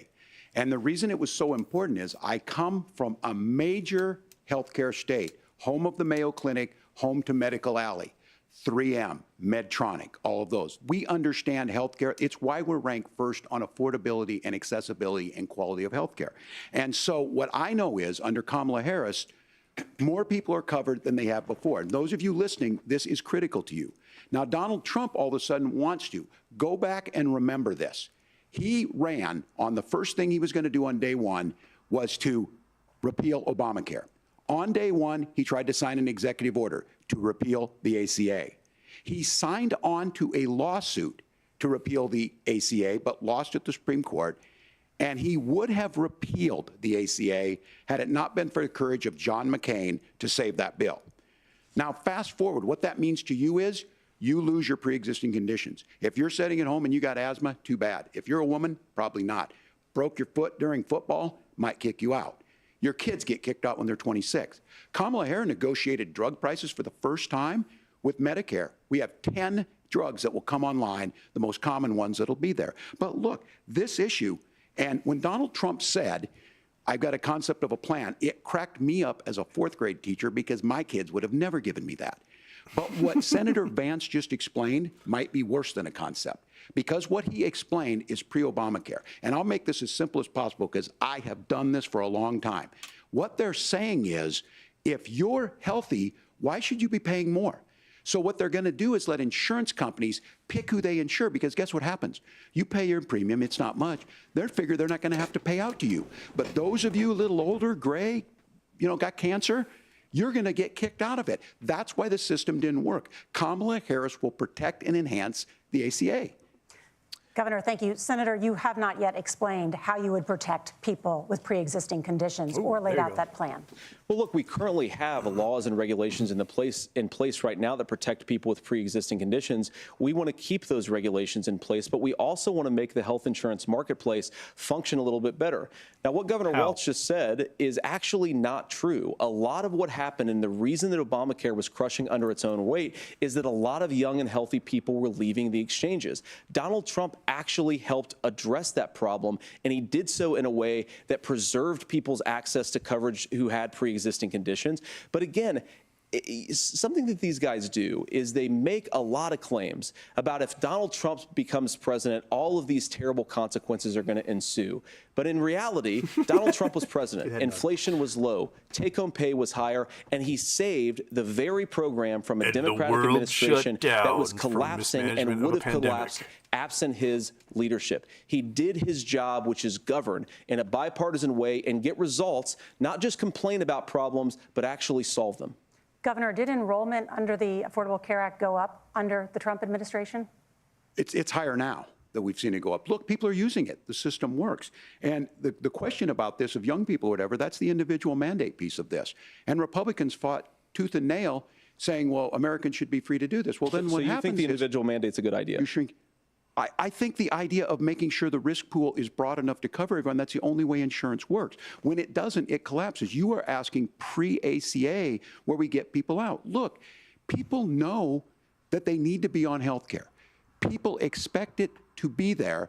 And when we are able to make it, and we are making it this way, when we incentivize people to be in the market, when we help people who might not be able to afford it get there, and we make sure then when you get sick and old, it's there for you. Because I heard people say, well, I don't want to buy into Medicare or whatever. Good luck buying health care once you get past 70.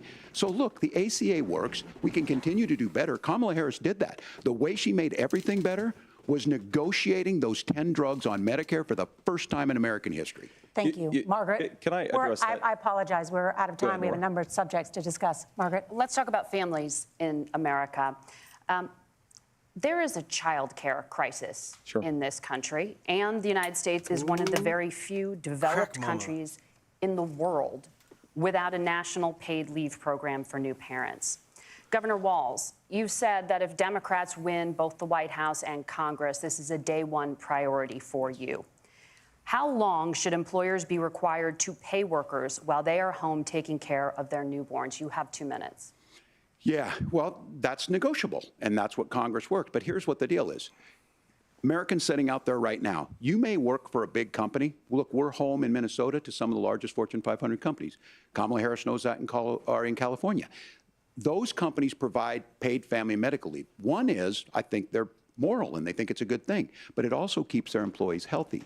We in Minnesota passed a paid family and medical leave. You have a child, and I had to go back to work 5 days after my kids were born. This allows you to stay home a certain amount of time. What we know is that gets the child off to a better start, the family works better, we stay in their employers, we get more consistency in that. So Kamala Harris has made it a priority. We implemented it in Minnesota and we see growth.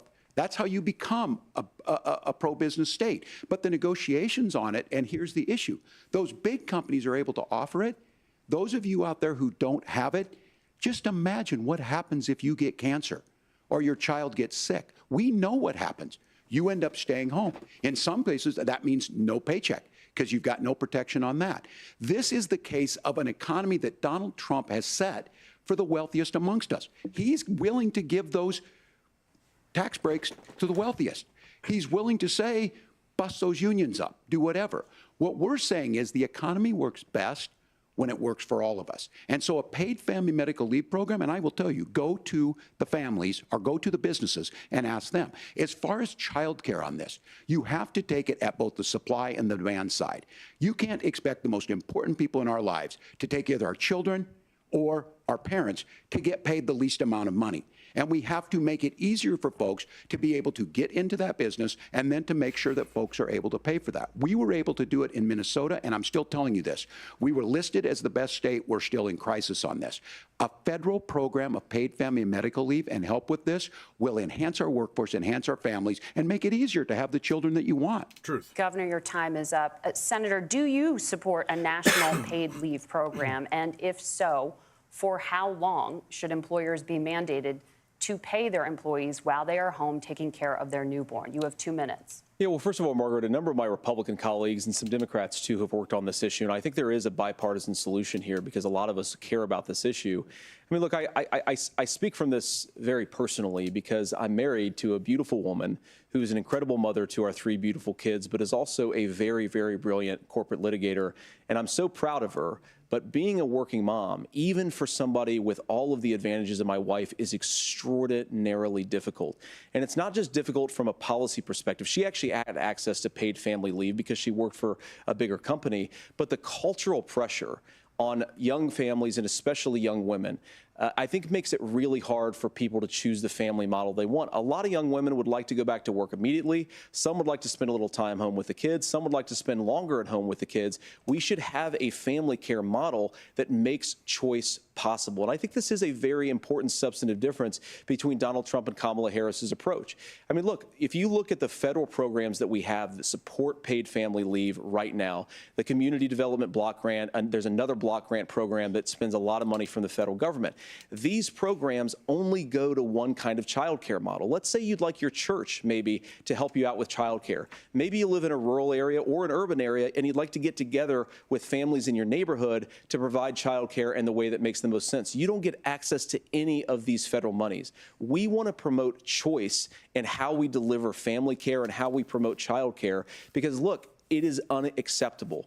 And, you know, of course, Tim and I have been on the campaign trail a lot the past 7 or 8 weeks. And one of the biggest complaints I hear from young families is people who feel like they don't have options, like they're choosing between going to work or taking care for their kids. That is an incredible burden to put on American families. We're the only country that does it. I think we could do a heck of a lot better.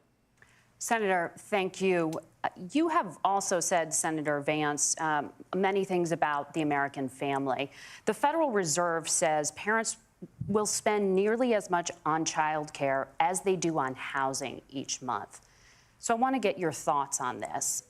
President Trump recently said, as much as child care is talked about as being expensive, it's relatively speaking not very expensive compared to the kinds of numbers we'll be taking in.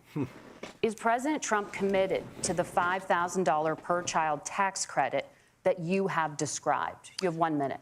Well, what President Trump said, Margaret, I just want to defend my running mate here a little bit, is that we're going to be taking in a lot of money by penalizing companies for shipping jobs overseas and penalizing countries who employ slave laborers and then ship their products back into our country and undercut the wages of American workers. It's the heart of the Donald Trump economic plan. Cut taxes for American workers and American families. Cut taxes for businesses that are hiring and building companies in the United States of America, but penalize companies and countries that are shipping jobs overseas. That's the heart of the economic proposal.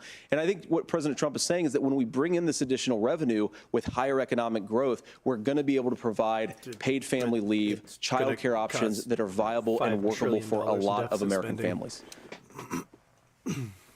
Can you clarify how that will solve the child care shortage?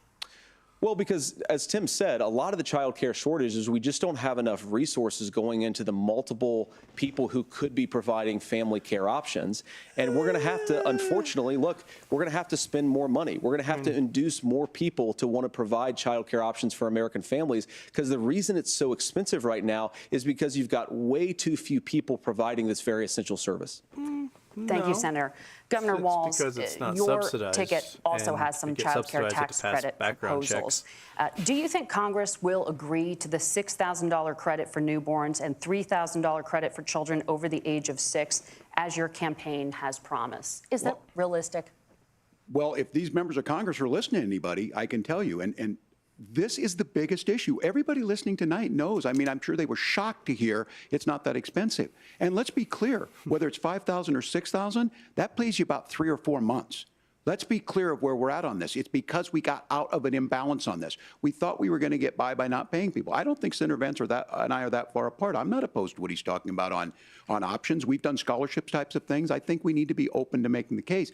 But the issue here is, the question you asked is, you're not going to pay for it with these tariffs. That's just adding another $4,000 on the family and taking less. So not only do they not get the money to pay for that, they're $4,000 in the hole. That's Wharton School. That's his alma mater. And so I think the issue here is, those members of Congress, I can't believe they're not. When I go to businesses, sure, they'll talk about taxes sometime, but they will lead with childcare and they will lead with housing, because we know the problem is, especially in a state like Minnesota, we need more workers because our economy's growing, but we need the workforce.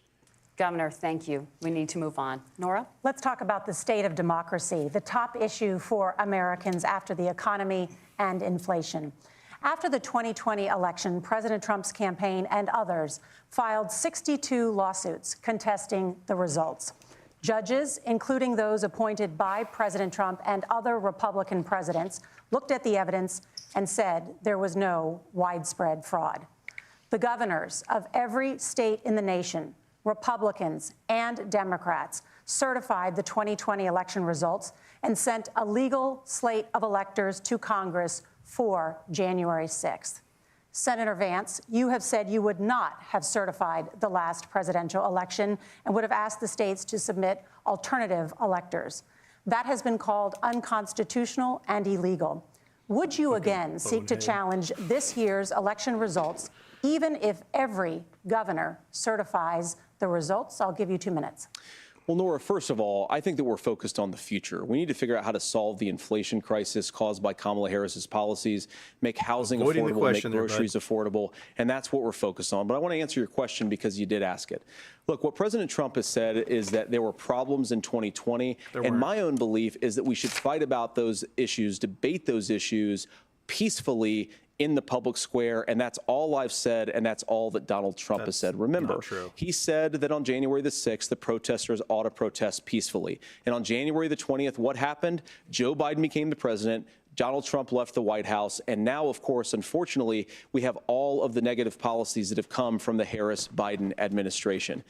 I believe that we actually do have a threat to democracy in this country, but unfortunately, it's not the threat to democracy that Kamala Harris and Tim Walz want to talk about. It is the threat of censorship. It's Americans casting aside lifelong friendships because of disagreements over politics. It's big technology companies silencing their fellow citizens. And it's Kamala Harris saying that rather than debate and persuade her fellow Americans, she'd like to censor people who engage in misinformation. I think that is a much bigger threat to democracy than anything that we've seen in this country in the last 4 years, in the last 40 years. Now, I'm really proud, especially given that I was raised by 2 lifelong blue-collar Democrats, to have the endorsement of Bobby Kennedy Jr. and Tulsi Gabbard, lifelong leaders in the Democratic coalition. And of course, they don't agree with me and Donald Trump on every issue. We don't have to agree on every issue. But we're united behind a basic American First Amendment principle that we ought to debate our differences. We ought to argue about them. We ought to try to persuade our fellow Americans. Kamala Harris is engaged in censorship at an industrial scale. She did it during COVID. She's done it over a number of other issues. And that, to me, is a much bigger threat to democracy than what Donald Trump said when he said that protesters should peacefully protest on January the 6th. Governor? Well, I've enjoyed tonight's debate, and I think there was a lot of commonality here. And I'm sympathetic to misspeaking on things, and I think I might have with the senator. Me too, man. There's one though that this one is troubling to me, and I say that because I think we need to tell the story. Donald Trump refused to acknowledge this. And the fact is that I don't think we can be the frog in the pot and let the boiling water go up. He was very clear. I mean, he lost this election, and he said he didn't. 140 police officers were beaten at the Capitol that day, some with the American flag. Several later died. And it wasn't just in there. In Minnesota, a group gathered on the state Capitol grounds in St. Paul, and said, we're marching to the governor's residence and there may be casualties. The only person there was my son and his dog, who was rushed out crying by state police. That issue, and Mike Pence standing there as they were chanting, hang Mike Pence. Mike Pence made the right decision. So, Senator, it was adjudicated over and over and over. I worked with kids long enough to know, and I said as a football coach, sometimes you really want to win, but the democracy is bigger than winning an election. You shake hands, and then you try and do everything you can to help the other side win. That's what was at stake here. Now, the thing I'm most concerned about is the idea that imprisoning your political opponents, already laying the groundwork for people not accepting this. And a president's words matter. A president's words matter. People hear that. So I think this issue of settling our differences at the ballot box, shaking hands when we lose, being honest about it, but to deny what happened on January 6th, the first time in American history that a president or anyone tried to overturn a fair election and the peaceful transfer of power. And here we are 4 years later in the same boat. I will tell you this, that when this is over, we need to shake hands this election, and the winner needs to be the winner. This has got to stop. It's tearing our country apart. Margaret? Senator Vance, did you want to respond to that?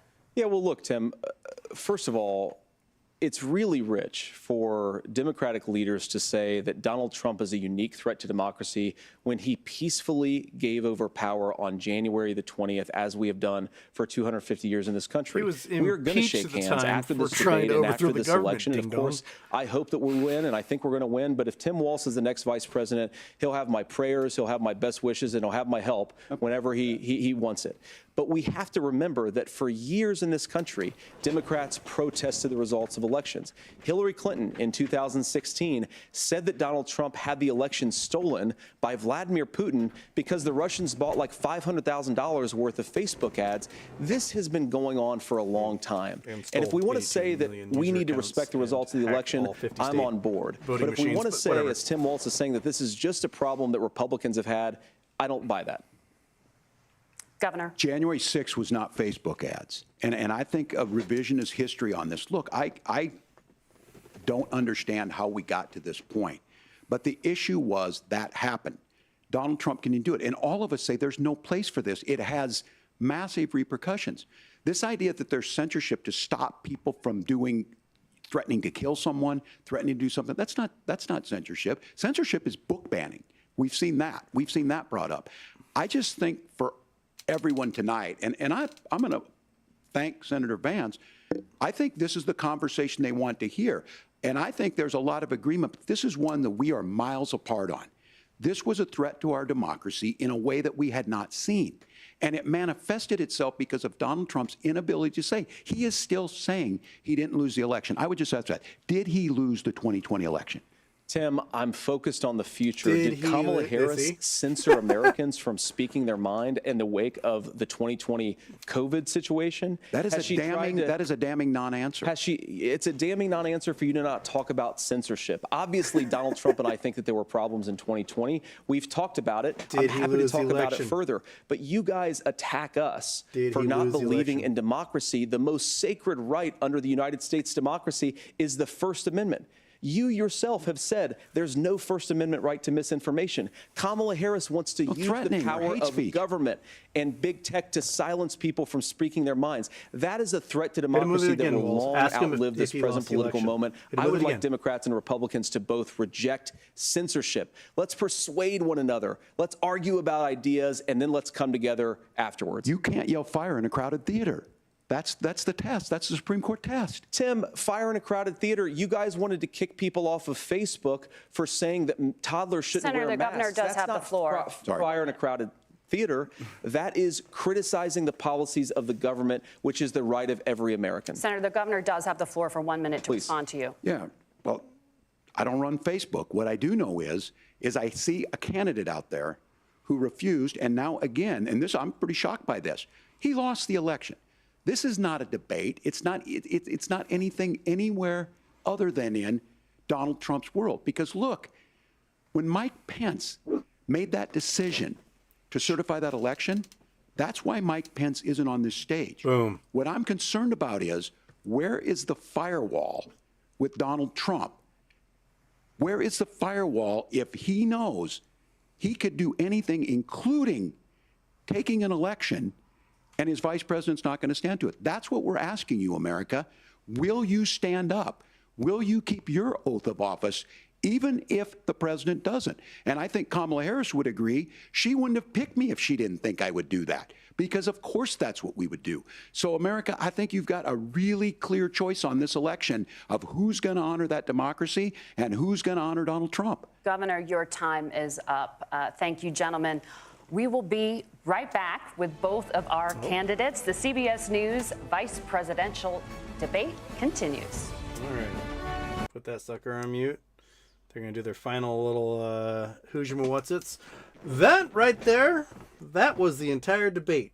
That, like, you can forget the previous 90 minutes. J.D. Vance not admitting that Trump lost the election, that's going to be what's all over the news. It took a long time. That should have been like the first question to ask, and then it could have like absolutely spiraled everything from that point forward. But yeah, J.D. Vance refused to admit that Donald Trump lost the election in 2020, and yeah. So it was good. I like that the moderators let him ask that question of him, and that's going to be in campaign commercials from this point forward. That J.D. Vance is so like cowed by Donald Trump that he can't even admit that he lost the election. Can you imagine the fallout with Trump if JD was like, "Oh yeah, dude, he lost big time"? Trump would lose his mind. Oh, interesting. Okay, so I'm being repressed. Come see the violent inheritance system. Yeah, the censorship thing is very interesting because do foreign hostile governments have the constitutional right to broadcast propaganda and misinformation to our citizenry without us doing anything about it? Because that's before Elon Musk stopped allowing access to API for outside organizations. They were discovering that 75% of pro-Trump accounts were not in the United States. These were bots. These were bots and troll accounts. So if the freedom of expression is being extended to hostile foreign nations, hell-bent on manipulating Americans inside the system, well, then that's what you can extend to the First Amendment. But I don't think the First Amendment applies to foreigners on this one, personally. Yeah, it's kind of interesting. But rock god, Fifi's on Facebook. How will we survive? Yeah, Facebook was making a determination to delete things that were getting people killed. So if you weren't willing to socially distance, you weren't willing to adhere to safe practices during a pandemic, and you were propagating things that hurt people, yeah, you probably found yourself having a private company go, I'm not going to put up with that right now. Why? Because millions of people were dying. That's why. It was a state of emergency and millions of people were dying. And I get these arguments with my sister to this day. She's like anti-vax and all this stuff. And it's just like, she's like, oh, my personal freedom. I'm like, okay, but where's your freedom extend to the point where you get somebody killed, right? Where's the responsibility there? If your freedom costs somebody else their life or injures them, then that's not your freedom. That's their right to life that you're affecting, right? So, we have all those debates all day long. Yeah, but RT and Al Jazeera are both driven out. That's true. Al Jazeera actually, I think was no longer financially functional in the U.S. because no one was watching it. They still exist elsewhere. RT was driven out because they were straight up propagandists, and a lot of those folks are going to jail, being charged with crimes for manipulating, paying people money, things like that. But yeah. I'll come back. Welcome back to the CBS News Vice Presidential Debate. It is now time for the closing statement. Senator Vance won the virtual coin toss and elected to go last. So, Governor Walz, you are first. You have 2 minutes. Well, thank you, Senator Vance. Thank you to CBS News. And most importantly, thank you to all of you. If you're still up and the folks who miss Dancing with Our Stars, I appreciate it. But look, the support of the democracy matters. It matters that you're here. And I'm as surprised as anybody of this coalition that Kamala Harris has built, from Bernie Sanders to Dick Cheney to Taylor Swift, and a whole bunch of folks in between there. And they don't all agree on everything, but they are truly optimistic people. They believe in a positive future of this country and one where our politics can be better than it is. And I have to tell you, that better than it is the sense of optimism that there can be an opportunity economy that works for everyone, not just to get by, but to get ahead. And the idea that freedom really means something. Not the freedom of government to be in your bedroom or exam room, but the freedom for you to make choices about yourself. Now, look, we all know who Donald Trump is. He's told us, and as Maya Angelou said, believe him when he told you that. His first inaugural address talked about American carnage, and then he spent 4 years trying to maybe do that. Senator Vance tonight made it clear he will stand with Donald Trump's agenda. He will continue to push down that road. Excuse me. Kamala Harris gives us a different option. Now, I'll have to tell you, I'm going to be careful about the quotes, but there's one that Senator Vance said that does resonate with me. He said, Donald Trump makes the people I care about afraid. A lot of America feels that way. We don't need to be afraid.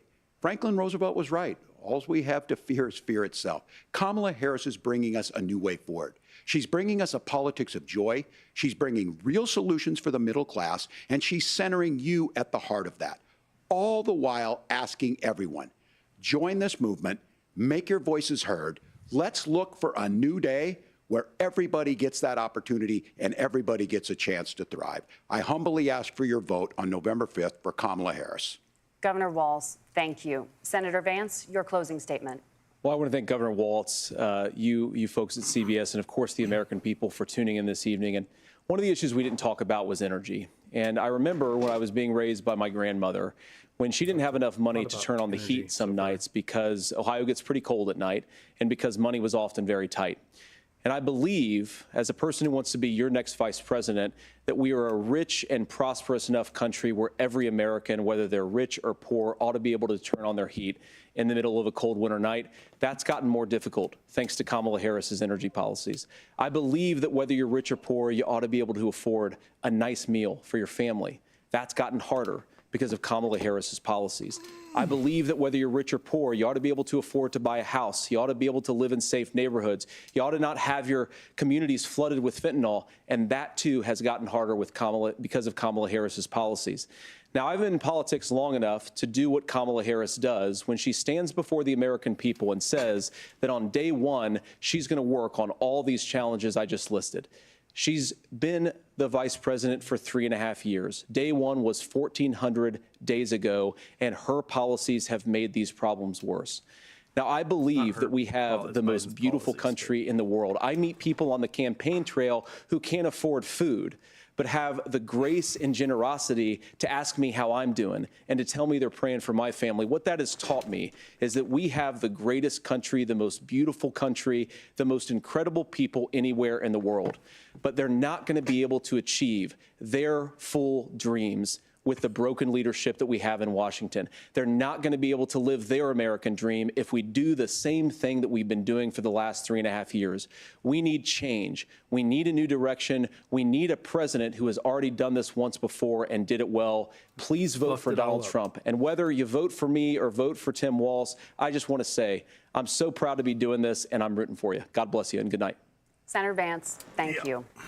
And thank you both for participating in the only vice presidential debate of this election cycle. I'm Margaret Brennan. And I'm Nora O'Donnell. And a reminder, there are just 35 days until Election Day. Please get out and vote. And for all of us here at CBS News, thank you and good night. Later, ladies. See you, dummies. All right.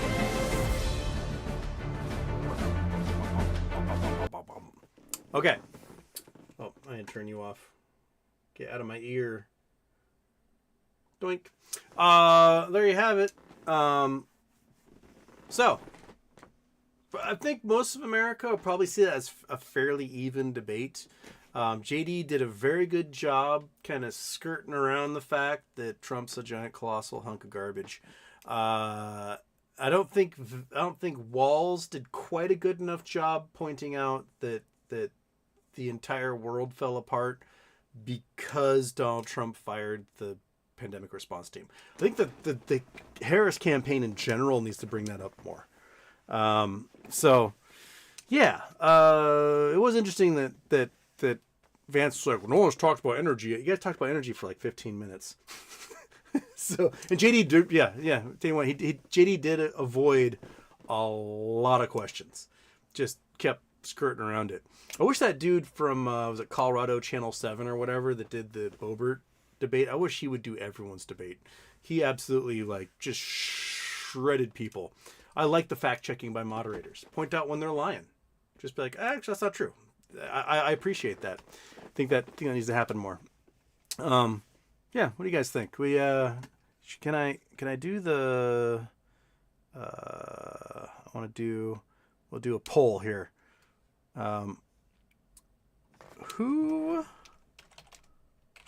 won? Question mark. We got Vance, we got Walz, and Star Poll. Will that sucker go? Yeah. All right. So, boink. Oh crap. Nope. How do I go back? Shoot. Crap. It's trying to make me log into my account again.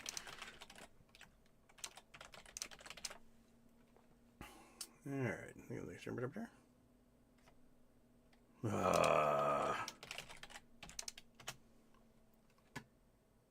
Oh my god, now I gotta do two separate I hate it when I do this and I click on the wrong stupid thing and then it makes me do all this login crap again. Yes, it's me.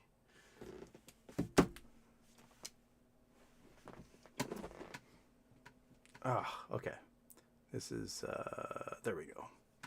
And don't forget, if you're in here, subscribe and get your friends to subscribe. I need 500 subscribers. I need 4,000 watch hours to get this thing. What? Of course, the chat's not there. Okay. Oh my gosh.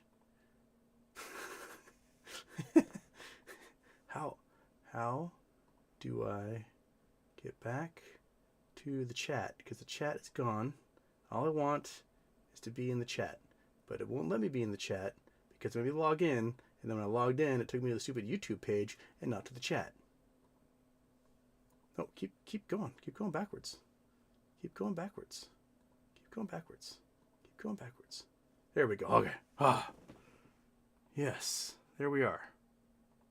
Okay. Yeah.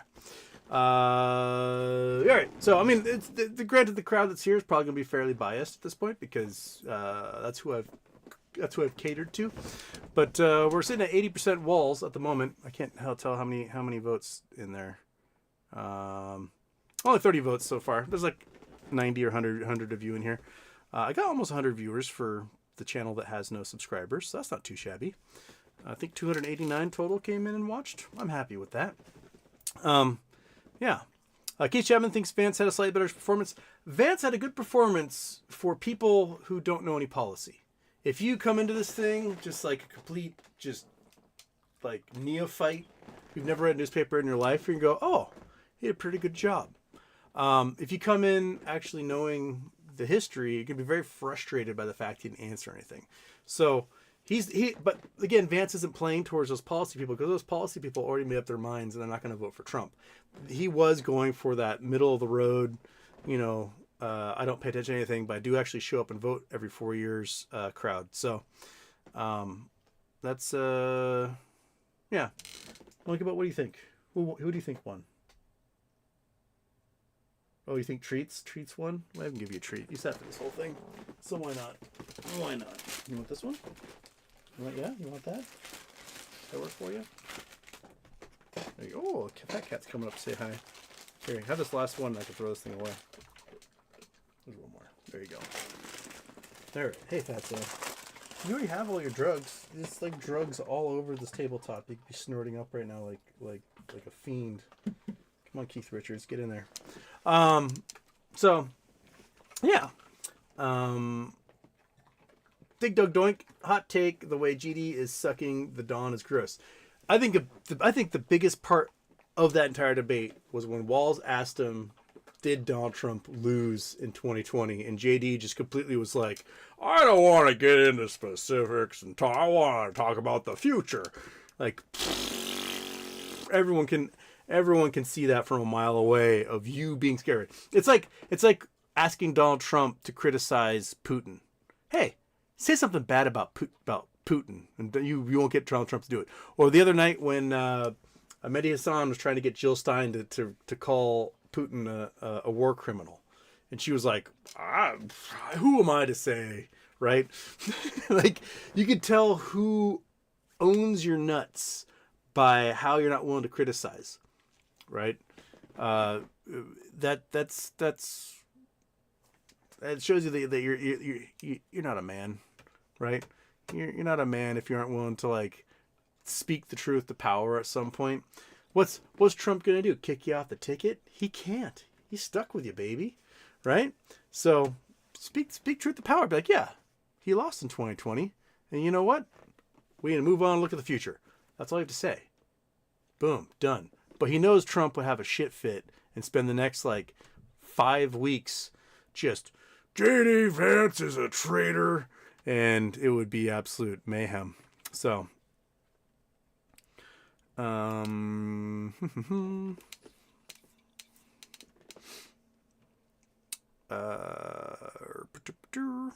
takeaway headache. Catnip for Fatto Cato. Do you want a little catnip, buddy? You want to do some drugs? Is that what you want? Yeah. That the stuff? Oh yeah. Okay. We'll do a little drugs here. Why not? It's late. It's dark outside. We got some drugs. Oh yeah. Get that. Don't breathe it all away, kitty. Yeah, gotta keep it in a pile. If you keep sneezing on it, then it makes it really hard. It just spreads out. So yeah, get those drugs. Put it on your head. Yeah, put it right in your head. Just rub it in you. Yeah. Okay. So, while the cat gets high over here, Vance seems like he would do anything for power, and that he suddenly flipped from anti-Trump to Trump's biggest fan. Vance not trustworthy. Exactly. They at the beginning they asked him that question about, you said Trump was America's Hitler. What changed? He's like, well, you know, I got to know Trump and discovered that he's a hell of a guy. Which all that tells everybody is you got to know Trump and you're like, Hitler's okay with me, right? If it gets me a position of power, that works for me. I'm on Hitler's side. He didn't say like, oh, it turns out Trump isn't anything like Hitler. That was not his response to that at all. So, yeah. Chalupa, you're being protected from migrants. Chalupa has to worry about the coyotes, and this creature takes care of those, right? Because that's coyotes, owls, and bald eagles will eat the cats around here. And the immigrants not so much. It's the native population is actually what eats cats. But he's a forest cat, so he looks up for the birds, and they'll swoop down. And the monkey butt takes care of the coyotes, so he's good on that. Hey, you still have a whole bunch of drugs right there. Look at all those. You sneezed them all out of the way, and yeah, just get it. Yeah, get in there. So you know, but you know, he's part of the catnip epidemic. They're bringing it across the borders. Kitty, your tail is in the way, but you're high as a kite, so you don't know.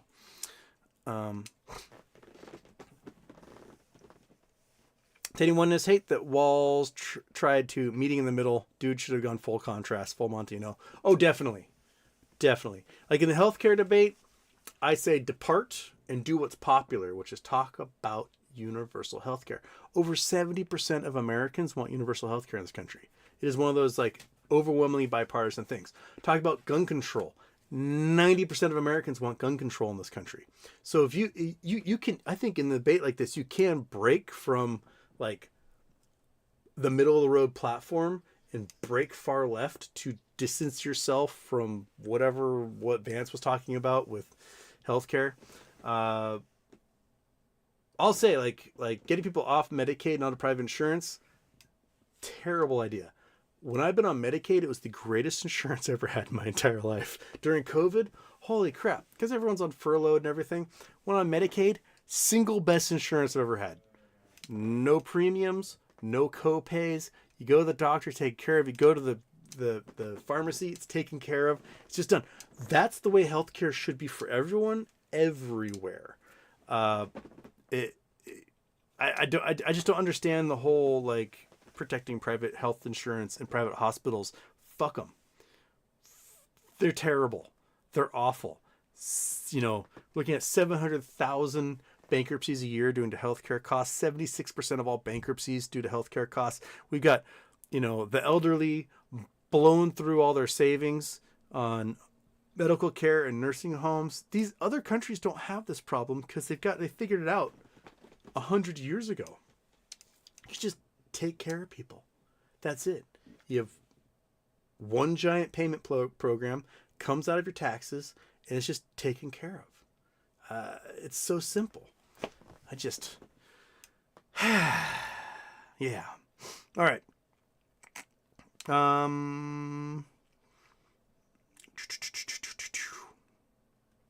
Fishing game is a gun control regulation. Try catching salmon out of season with an AK. You're fucked. Truth. It's true. I should be able to fire off the air whenever I want. No, there's gun control all around. Well, we're at 2 hours here, and Chase Chapman blaming the cost of housing on immigrants and not Wall Street is wild to me, but makes sense to people who don't know better.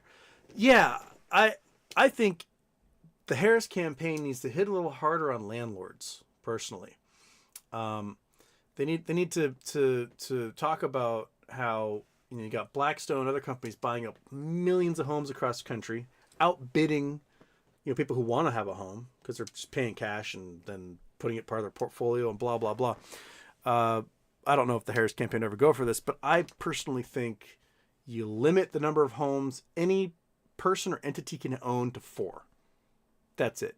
So you can't even have giant apartment complexes run and owned by one company. No, sell them off as condos, worry about an HOA and stuff like that after that. And then those individual landlords, people own them, can rent them out. But you got 4 homes. That allows you to have a main home, a vacation home, and 2 rentals. That's it. You know, you shouldn't make owning homes your entire living, right? It should be maybe a supplemental to your income, but should not become this like giant way that you make a living, because that's not making a living. That's just go get a job, right? But in doing that, you would force the sale of millions upon millions upon millions of these like bogarted Ebenezer Scrooge folks that they're just hoarding all this property. No, send it out. Done. Because people need a place to live. And you commoditizing places to live really affects the benefit of society. So we're going to choose society over your pocketbook on this one, so that home prices become reasonable, homes become available, and rents come down. So, don't tips a good time. Go after landlords. Sign me up. Mm-hmm. Yep. There's the cat hair. Yeah. Well, that water's ruined. Okay. I really want to look at water, but there's like 4 cat hairs now inside of that thing. Kitty, you got me. You win. You win that round. So, oh, he is baked. Yeah, aren't you baked? Aren't you baked, little guy? Oh my goodness. Oh, yeah. Seeing the world in 9s right now. All right. Jimmy just announced offering. Again? Is that true? Jimmy Edgar SEC. I don't see one there. I don't see anything yet. Edgar filing. No, nothing since 23rd. You're pulling my leg here. Okay. I'm gonna go now. thank you so much for everyone for joining me and for the debate here. That was fun. I learned early on by pausing it didn't actually pause and start beginning, just sort of muted it and then picked right back up again. Oops. So I didn't quite do all the pausing I wanted to do and yik yakking. But I want to thank you for joining me. That was still fun. And how about one of these? Whoop.